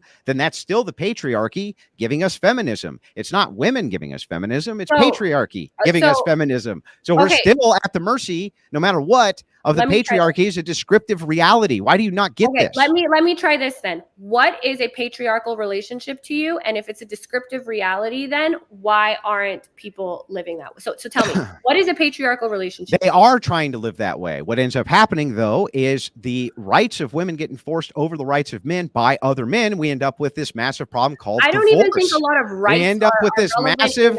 Stop talking. Fuck. You just won't shut up. Again, what ends up happening every single time, or at least now it's almost every single time, is this thing we call divorce. Divorce happens nonstop, right? So it's essentially the enforcement arm, right? In this case, patriarchal enforcement arm, right? Who's under the purview of your feminist ideology will go in and enforce your rights for you. We want the patriarchy to enforce the rights of my agenda, not of your agenda. Okay, I see that. But my question, can you answer the question? What is, because I'm going to try it a different way, because I think you obviously think I'm fucking crazy, and I honestly, truly think I don't think you're crazy. I just think you're stupid. No, my question is, what is a patriarchal? What is a patriarchal relationship? What does that look like to you? I think it would look the same way it would look to you. It would essentially be men are at the forefront, they're in charge, and they have the most rights over the family and the most duties and responsibility as well. So even when we're talking about in general dynamics between men and women and rights in the family, a lot of that isn't even legally enforced in the first place. So my question to you is, if we're getting rid of all the legal stuff, why should people? It is legally enforced. What do you mean it's legal? So let's say we have so I'll give you an example. Let's say we have like a patriarchal relationship, right? Or at least in your purview, what you consider one, I consider one to be. And the woman, like halfway through, they live for 5 years this way, and the chick's like, I don't want to live this way anymore, right? And so she goes and appeals to secular authority, and secular authority then involves enforcement to dissolve the marriage. It's actually not really a patriarchal relationship at that point. Right? This is an enforcement mechanism from women. But I thought you said it was patriarchy. Well, did you not hear what I just said? I said it's a patriarchal enforcement mechanism. When we're talking about patriarchy, though, we need to see men at the heads of families, at the heads of government, and we need to see them at the heads of all households. This would be the top-down patriarchal order. Okay, so if men say that actually patriarchy to us is that men aren't the leaders and they aren't this, and this is what we want to enforce, is that a version of patriarchy? So all societies are always going to be operating descriptively under some version of patriarchy. It's unavoidable. This is my point in my opening to tell you this, that all societies. So if these men are saying that they're making the decisions according to you, but the decision that they're making is that we don't want to be the head of the family, we don't want these kinds of rights taken away or enforced, then isn't it just a reflection of the patriarchy that you're purporting exists, that your values maybe aren't the values of the patriarchy then? No, it is possible in this particular case, it not only is it possible, but it happened, that over 70 years of feminist propaganda, that the patriarchal system, the adhered to patriarchal system, men actually have forgotten that any time we choose, we can simply take rights away from women. And it's You always think been the men case. just forgot that it's not that they actually don't? No, I said that they were propagandized into it. Okay, We so know that they were they're brainwashed. propagandized, and here I can demonstrate this with proof. We know that they were propagandized into this because you didn't start with these rights, and you didn't get them until recently. And the reason you didn't get them, the reason you didn't get them until recently is because you could not enforce them. So why would men give you rights you can't enforce? Oh, well, black people only got rights recently. Yes, men can take rights away from men, and men can give men rights. That's correct. And that's what I'm saying. Because you're saying the men are the ones who give the right. So if men choosing, is it possible that they're not brainwashed or forgetting? Is it possible that this is a reflection of the patriarchal values that men themselves? No, this is a value of feminist values and not of patriarchal values. What if the feminist values? Because the egalitarianism would be the feminist value. The men are adopting these values, and you're saying that they're being brainwashed. Yes, there are men who are patriarchy. There are some men who are brainwashed into believing egalitarian principles because they're unthinking, just like you. Not brainwashed, or is it 100% they're brainwashed? Yes, it's been. I can demonstrate the brainwashing for you over the last 70 years. It's been ongoing and nonstop. What wave of feminism? What wave of feminism are we on now? There's no brainwashing. I'm not saying there's no brainwashing at all anywhere in society, but I'm saying it's not self-evident or it's not automatic. It sure seems to be self-evident because if you agree with me, we have now as a society, whether it's about race, whether it's about gender, are all a reflection of brainwashing. What if this is what people want, men and women, and we're in a patriarchal society where men are deciding what goes, and men are deciding that what goes is feminist beliefs? What if it's not brainwashing? What if that's just the way that things are, and that's the way men want them to be? Listen, stop talking. All form of government thought is propaganda. You can see this in communism. Are you saying that communists weren't brainwashing people? Are you saying in North Korea? Stop. Are you saying in North Korea they're not brainwashing people? Why are you not brainwashing? Let me finish. Are you saying in every single nation on planet Earth that patriotism's not a form of brainwashing? Feminism's not a form of brainwashing? That from this time that you're a little kid, stop talking. From the time that you're a little kid in school, the fact that you're being leached and feminism is part of the very air that you breathe, and you're told about egalitarianism over and over, that we're all equal over and over. It's completely leached in to society, and you just pretend it doesn't exist. The form of patriarchy that I advocate for, stop. I'm almost done, lady. The form of patriarchy that I advocate for is not even workable inside of. Stop talking. I'm almost done. It really is workable. Almost done. I'm almost done. Then you can talk. The form of patriarchy which I advocate for doesn't even work inside of secularism. By the way, secularism can't. It can't. No, it doesn't work. It doesn't work, or you wouldn't have a society that can't reproduce. If that's your only argument, is that okay? Then just wait. Because apparently we're all going to come out of existence, and then when you're dead, then you can. That's actually the plan. That's the whole. That's the right wing's plan. Is to slowly move towards institutional power as you breed yourself out of existence. I think we'll just wait, and until then, I think you guys should live your relationships how you want, because as Andrew stated, the men are the ones who are enforcing it, and the men don't agree with Andrew, and the men agree that you should be able. Our country, our founding fathers, not even now, but before, said that divine command in Andrew's belief system isn't the one that they wanted. Yeah, as opposed to absolutely nothing. 1 minute warning. Go ahead. As opposed to literally nothing. Absolutely nothing. I honestly feel like he's just basically saying, like, oh, this is just, it's clear brainwashing, but Andrew isn't brainwashing anybody, and that it's been men actually don't want this. They just don't know any better. And once they see the light, then everything will change. Okay, cool. Let's wait for it. But in the meantime, when we're running shit, when we're running academia, we're running media, we're running fucking everything. Until you don't I'm going to live how I see fit. And I implore everybody else to have your relationship the way you see fit. And in fact, I actually agree. that you should, because you're thinking yourselves right out of existence. Okay. Your birth rates are dropping so fucking drastically, Cool. and so many people are moving over. Only the religious are Put more reproducing. women into breeding facilities, and then because every generation is thinking more and more like me. Younger Yeah, that's people in fine. this country are You're going to thinking end up way dying more with like me 5 than like cats you. and a bunch of dudes So fap more to you. people are the ones Yay. reproducing. You should be able to counter that. If you can We reproduce, are Okay. countering it. We'll wait it, because right now all the polling says that young Gen Z is even more progressive than millennials and every generation before If they that. don't breed, what happens? We're moving. Okay, we'll see. You're saying we're going to go to decline. You should If they go to don't Saudi breed, what Arabia. happens? So Go to you Saudi face. Arabia where I people want to wear let you. I want to let you know where the end of this goes for you guys, right? human extinction. Because you concede that not human extinction, the opposite. It's ideological extinction.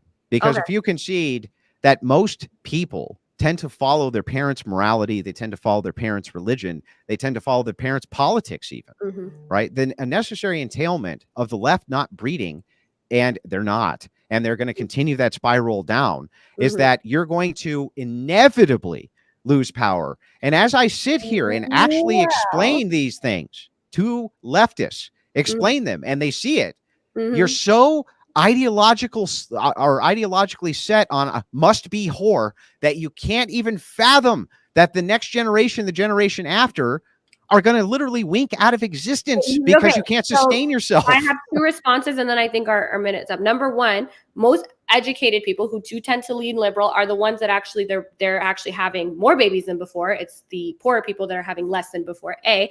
B. What was my second point? I forgot it.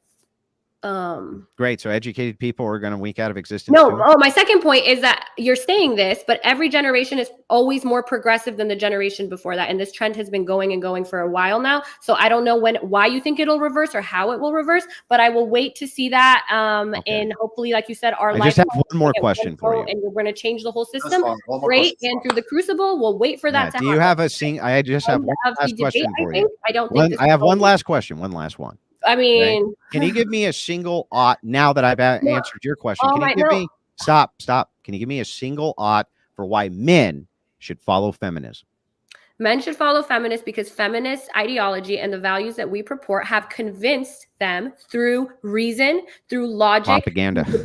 You say it's brainwashing. That's your opinion. I'm saying it's not brainwashing. You just literally said because propaganda. Our ideology won in the marketplace of ideas. We won in the marketplace of ideas. We're continuing to win in the marketplace of ideas. And until you can change that, whether through enforcement or through the marketplace of ideas, we're the ones that are running shit. So I think that answers your question. Right. You ought to do it because that's what's currently being done. But I also want to fucking genius. What a genius response. I'll let you refute it in your closing statement. Jasmine's gonna go first since you went first. So you totally sum up your thoughts. All right, Jazz. So anyway, this was a fucking heated debate. Very enjoyable. I enjoyed the contention. We're gonna get to closing statements now. Then we'll do super chats, and then we'll do some caller ins and stuff like that. Probably go for another 25, 30 minutes, not too long. So Jasmine, closing statements take, I guess, up to 5 minutes. Whatever your thoughts are, final closing thoughts. Go ahead. I mean, I feel like this is derailed so much that it's just gone so many places. I don't even, if to take it back to the original question, are patriarchal relationships healthy for society? Like I said, luckily we live in a society right now where he wants things to change.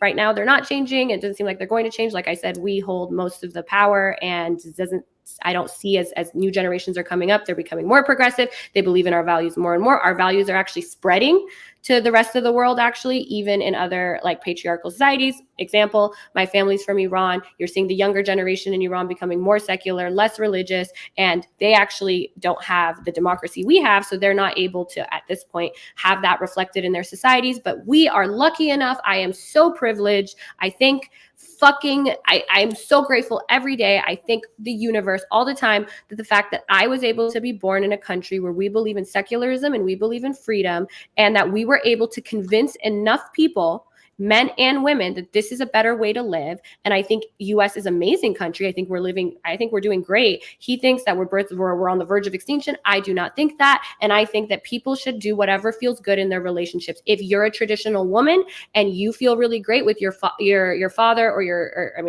the father of your children, or your husband having the authority over you, and you want to be the homemaker and they want to go be the breadwinner, have at it. I think that's a beautiful way to live. I also think it's a beautiful way to live to have two people working and to have nobody have more power or authority over the other, to have a partnership. I think that's beautiful too. My point is, my ideology doesn't hinge on everybody else following it when it comes to relationships. I think relationships are very personal. I think relationships, one of the foundational pillars of our country is the right to privacy, is the right that what goes on in people's individual households and their bedrooms and stuff isn't anybody's business. Andrew may disagree. I'm happy to live in a country where we believe in that. So however people want to have their relationships the way they see fit, that isn't harming other people. I don't think they have to worry about future, they have to go to the extent of getting in breeding facilities so that future people can live. I'm personally not too worried about someone like Andrew gaining enough power, whether it's political power or just power of the masses, to actually implement any of his views. And all of the evidence shows me more and more and more, except for beer companies, everything else shows that my ideology is not only what's on top, but it's continuing with future generations. And I think that's all I got to say. Andrew, you are up. Yeah. So you saw that Jasmine almost thanked the God that she doesn't believe in to live in the egalitarian nation that is so good that she can't give me a single justification for why you ought to live in one yourself or follow egalitarianism at all. She can't give a single argument for anything. In fact, she never gave a single argument for one thing. She never gave a single argument for her moral oughts. When I turned her hypothetical back around for her to answer it, she said you shouldn't even do that. According to her, there should be no secular, or at least she says women like me, there should be no objection to anything that anybody's doing at any time, anywhere, because she has zero refutation to tell a person why they shouldn't. None, not any, not even a little bit.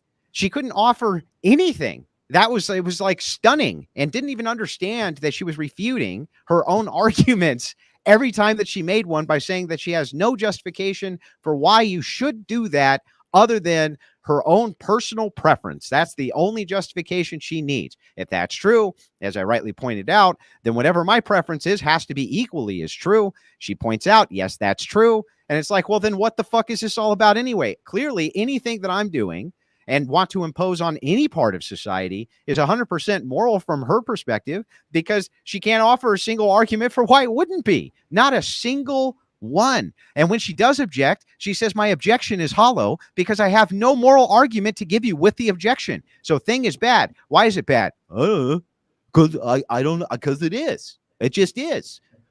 I don't like murder. Okay, but why shouldn't we murder people? I don't know. I have no idea. Right? This is how dumbasses think. Okay, what you need to do is try to understand that not only that, she couldn't give a refutation to the descriptor of society. She actually agreed with my descriptor for how society works even, right? The whole debate was conceded from the outset, and the only thing she can hang her hat on was, but descriptively right now it's this way, which has nothing to do with anything at all. Why would how it descriptively operates right now have to do with how we want society to look? Has nothing to do with it. Absolutely fucking insane.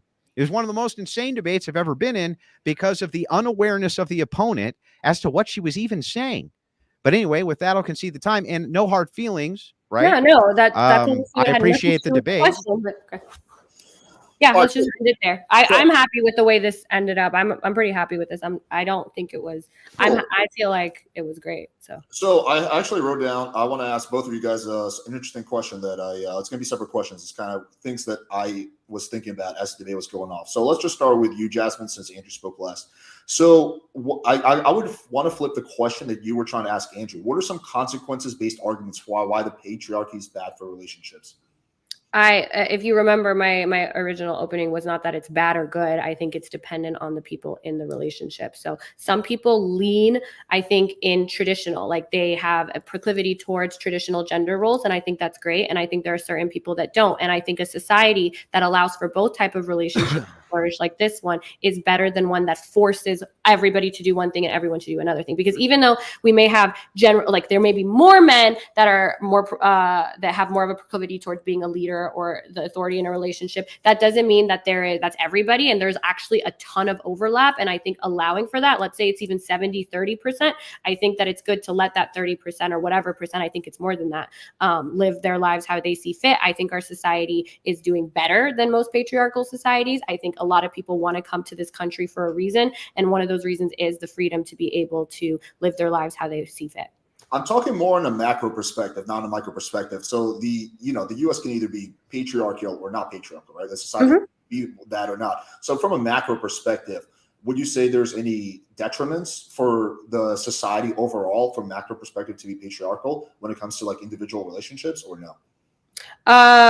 If like you're saying, if like for there to be some people who are in patriarchal relationships, or like just everybody talking about society as a whole, like as society as a whole. So do you think that I think that society as a whole should like enforce or to promote patriarchal relationships? Is that more of your question? No, if we have a full on like patriarchal society, right? Okay. How do you see that negatively affecting people's individual relationships? Like we're not talking society forcing. We're talking about like all of the representation, for example, in Congress and people in positions of power are men, right? We're talking about that type of society, right? Yeah. Society was like 100 years ago, right? Like, yeah. So yeah, I don't think that's good because we are 50% of the fucking world, and we have brains, we have the ability, we have skills, right? There are some skills we do better. Like for instance, women, companies run by women are less likely to go bankrupt than companies run by men. But companies run by men, because they're less risk averse, they tend to sometimes make more money. What does that tell you? I think that tells you that we want both types of people in the world instead of just having one type of person, right? I think more male teachers are great. I think more female engineers are great. Women, clearly we have the ability where our test scores are across the board even higher than men. So clearly, like even my profession as a lawyer is almost 50% women. And I think those women are performing and doing their jobs as a lawyer just as well as men are. So I think it's good. And if the women on the Supreme Court are just as capable of being there as the men, I think if we're going to live in a real meritocracy, which I think is a good idea, then the people that are best equipped for the job should do it. And eliminating half of the population, I don't think is a good. Okay. I got a quick follow up right there. Is there any behavior at all that does not follow on this threshold of harming somebody else? Just any independent behavior? Is this even relate? I really just want to know the answer to this. Is there any behavior at all that doesn't like hurt somebody else that you would say is bad? Anything? Incest, necrophilia, any of those things? So there's a behavior that's detrimental to yourself, like eating too much junk food. Like I wouldn't say that that's something that I would say is a good thing for someone to do, but it's not my fucking business if someone wants to eat a bunch of donuts into. What about necrophilia? Is that any of your business? I would say that there is harm in doing that to the dead, because obviously if that person, like they have they consent? What if they consent beforehand that they want their dead body molested? If they consent beforehand, honestly, then sure. Then necrophilia is okay for society. If the person like literally is like, when I die, and they're of a state of mind where they can consent to it, sure, yeah. And twin brothers having incestual relationships with each other, twin sisters, that's fine. As long as there's no procreation involved, I can't say that it's morally wrong. No. Can you say any behavior? Can you say any behavior is morally wrong then if it doesn't cross this threshold of hurting somebody else? If it doesn't harm somebody, I don't think I could say it's morally wrong. But your whole point with me is I can barely say anything's morally wrong. So. Okay, that's true. You're obsessed with this question. I think we've done it. We've done this for almost 2 hours. It's not even super relevant to the fucking thing. But if you want to go on, I will do a separate debate with you again, Andrew. Even though you're insufferable about morals, but that wasn't the question that I was asking. All empirical claims have to do with morality. Okay. Let me hang on. I want to. Or not empirical, but all claims. All claims you make are going to have a moral foundation. Is what I meant to say. Okay, sorry. Great. Okay. Anyway, so I want to ask Jazmen that question, and then here I have a question for you, Andrew. It's going to be a 2-part question. So, do you think we should always do what's good for the collective and future generations?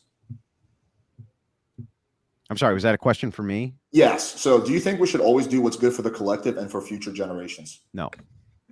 Okay. So then the follow-up question is, how do you determine whether we should do that thing or not do that thing? If like what's the litmus test that we're using? Yeah. So there would be essentially a hierarchy of duties and virtues, and this would fall under divine command as well. So there could be certain aspects which would be really, really bad, for future generations. Let's say if you implemented maybe some sort of duty that they had to adhere to, that we would say was okay. How do we determine the duties of hierarchies? Well, because we have church history, we have the Bible, we have divine command, we have divine revelation. Okay, so you're basically full on theocracy, right? Well, it wouldn't be a theocracy. It wouldn't be necessary. Most people's morality and the way that they legislate is informed by their upbringing and their religion. So almost every law that you see is a reflection of that, in fact.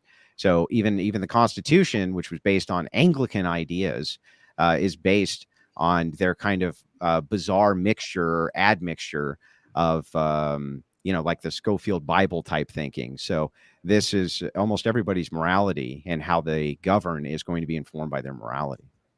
Do you think that soft drugs should? Sorry, I have to. Somebody's at the door. I'm gonna go get the door. I'll be right back. Yeah, sure. Do you think that soft drugs should be legalized, like marijuana, mushrooms, stuff like that? I'm neutral on it. I don't care if they are or they aren't. Okay. Yeah. You answered this question actually a little differently than I expected. So yeah, fair enough. Yeah. So I mean, mushrooms, yes, but like if you're talking about like I don't know, maybe marijuana or something like that, I could say that I'm probably neutral on it, though I think that I could be swayed one way or the other. So are you saying that you don't think that shrooms should be legalized? Yeah, it's not psychedelics, no. Why would you say that? It's because it alters the brain state to the point that it's actually not even dosably controllable very easily. And we still don't really understand the long-term ramifications of psychedelics.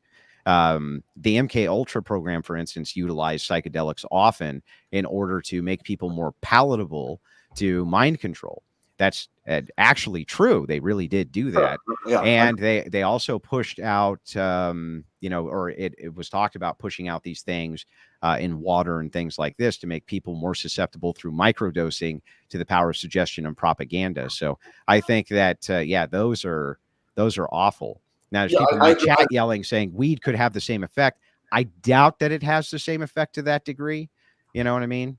But I agree that the MK Ultra program is not good, but I'm just talking about more on a broad basis, aside from like evil government programs. Yeah. Like the point you made is that it alters brain chemistry, but doesn't alcohol do the same exact thing? And hasn't alcohol caused way more deaths than alcohol is controllable? So alcohol is consumably controllable. You can drink alcohol and not even get drunk, or you can drink alcohol to the point of absurdity and get drunk to the point where you can't even control yourself. I would say that that's bad. So you know what I mean? But alcohol in and of itself and the intake of it, no, that's not bad. So Andrew, if shrooms could be controlled, like we could control to the same degree as alcohol, then you'll be okay with legalizing it? No, I still think that there could be a potentiality to the mind where it opens you up to things that other types of drugs like that don't. The drug in and of itself, if you're talking about like just taking a drug, it's not even the addiction necessarily that is problematic or sinful. The addiction itself is not what kind of the issue is. It's because let's assume for a second, like you can become addicted to a behavior. Like I have a friend who's a musician. He could become addicted to playing the guitar to the point where he falls away from God. Things like this also fall under those same purview, right? It's not that the addiction itself even, the vice is the problem, but whether or not it's moving you away from the relationship with God.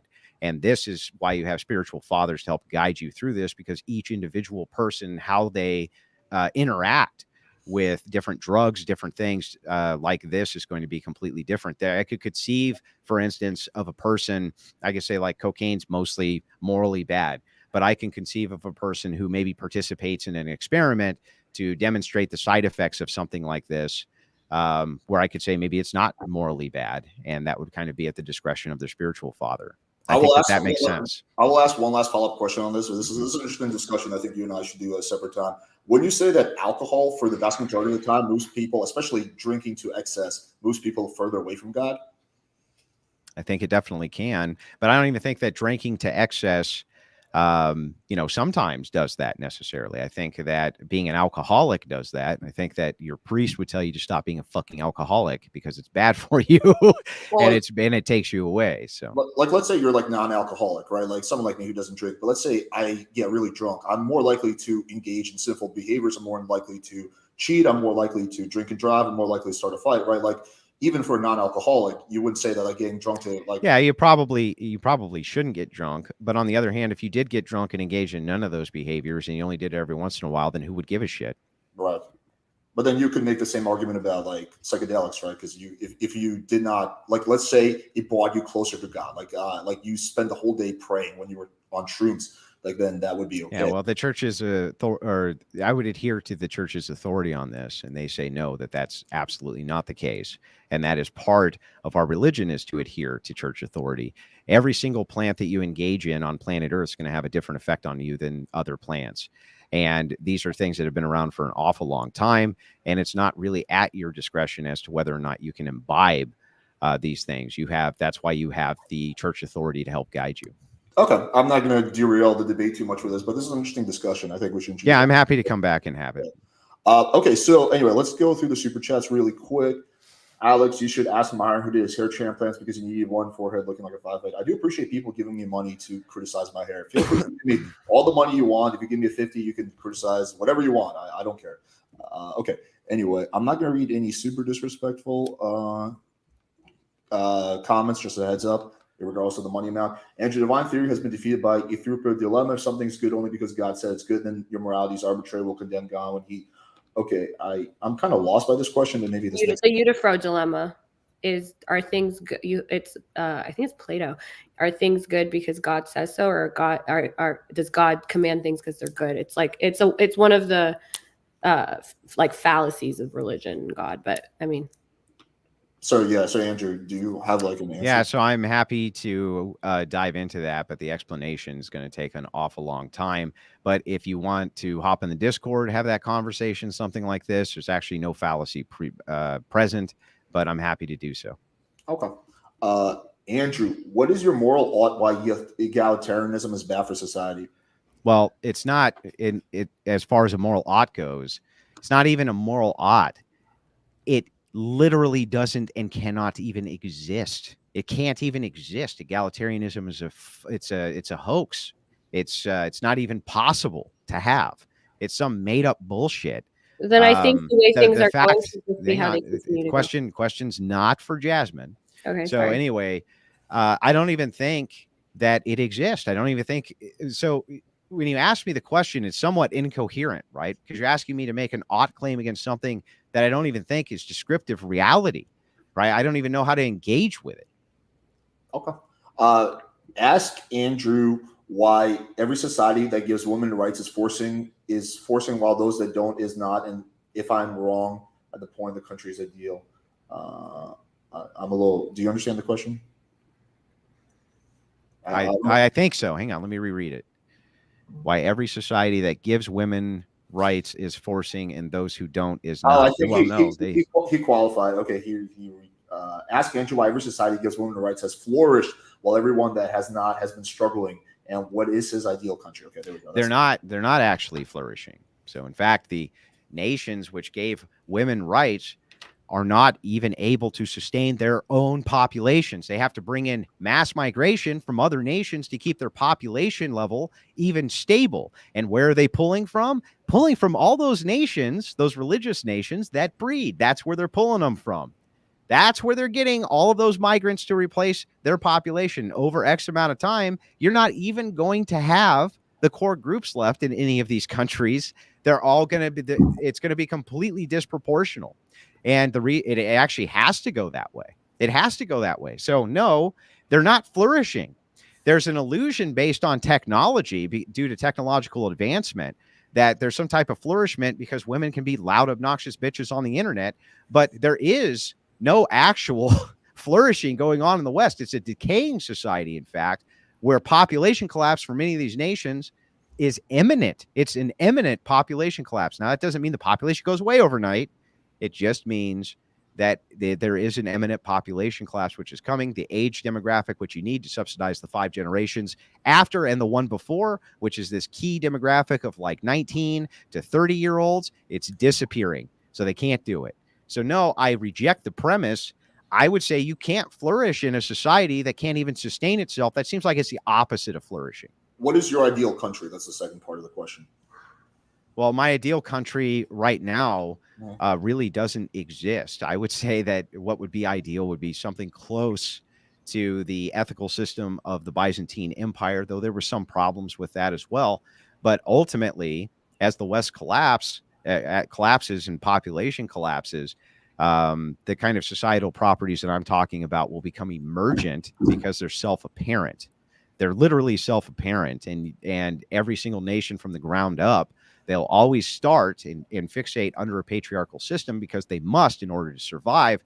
And then over time, when egalitarianism seeps in and these sorts of wild ideas seep in for equality, that's when you actually start to see this kind of decadence and decay. And then over time, they collapse. They always collapse. So if you had to pick one country right now that you think is really like, I understand none of them are perfect, but the one that you think out of all the ones is the best, which one would you pick?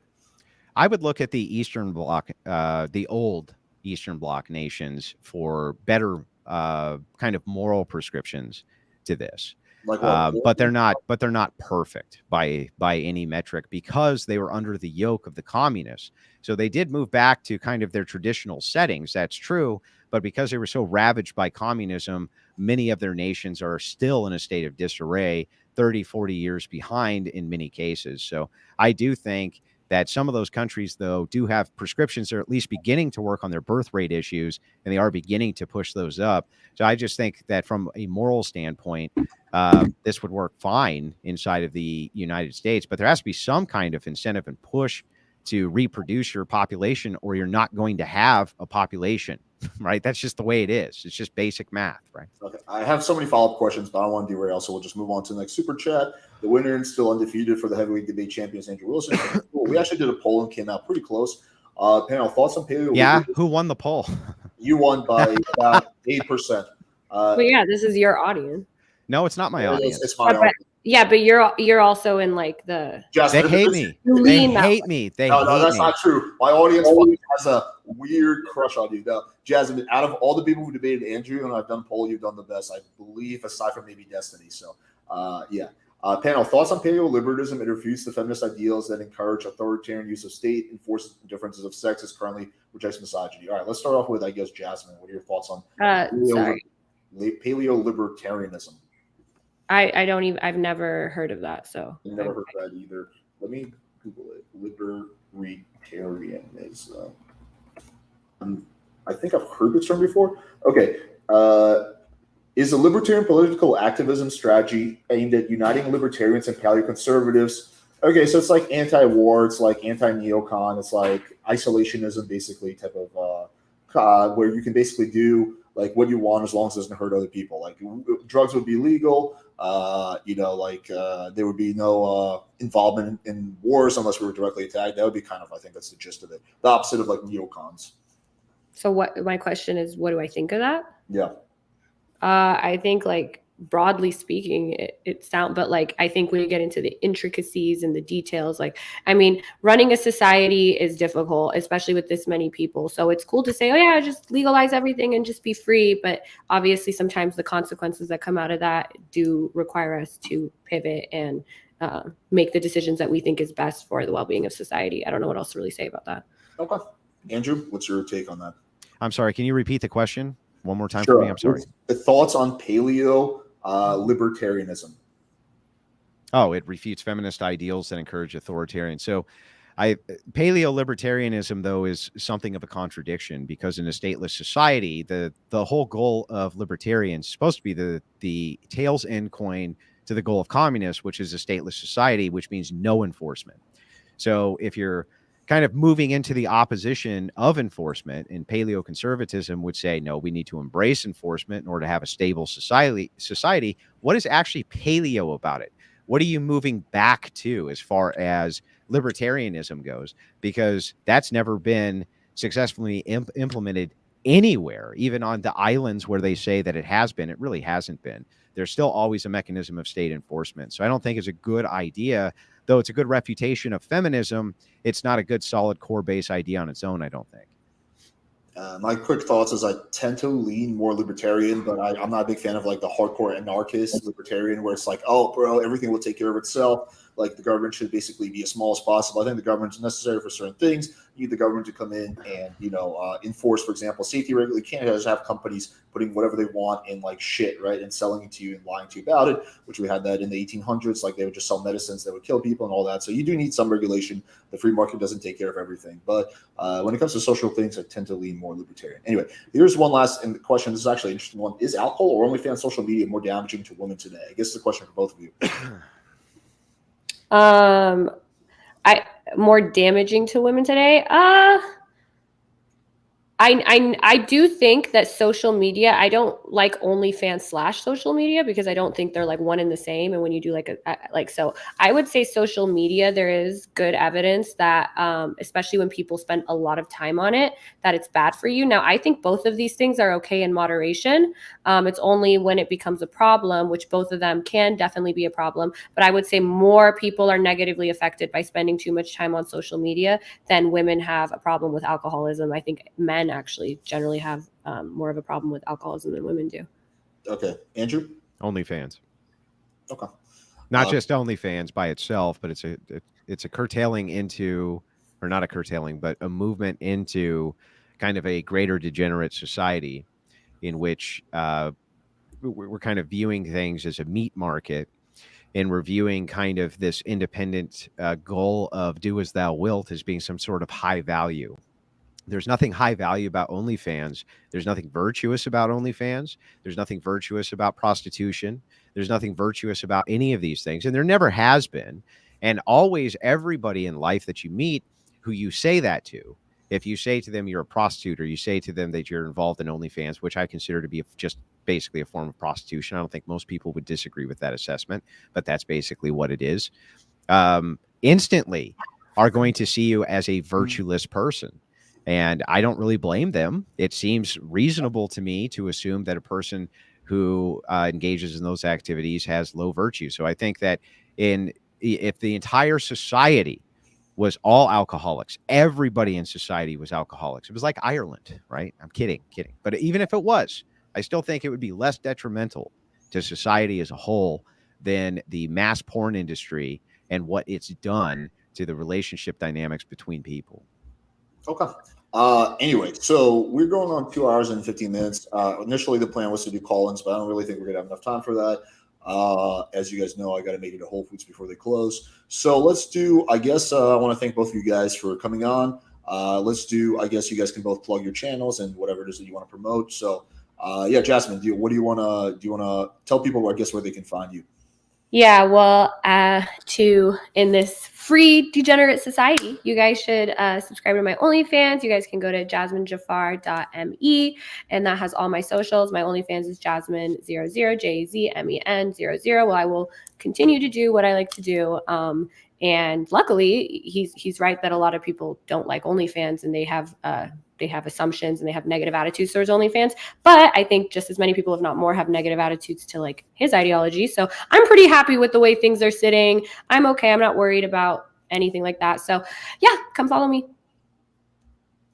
Cool. Andrew, where can we find your OnlyFans? Well, you'll never be able to find my OnlyFans because I'm not a fucking degenerate. But you can find me on The Crucible, the fastest growing, again, to my knowledge. There could be another one that I just don't know about, but the fastest growing debate channel anywhere on YouTube. Alex, once again, thank you for hosting me on your great channel. I've been here a bunch of times. You've always been a fantastic host. I disagree with your moderation sometimes, but I feel like everybody gets to bitch about the moderator occasionally, right?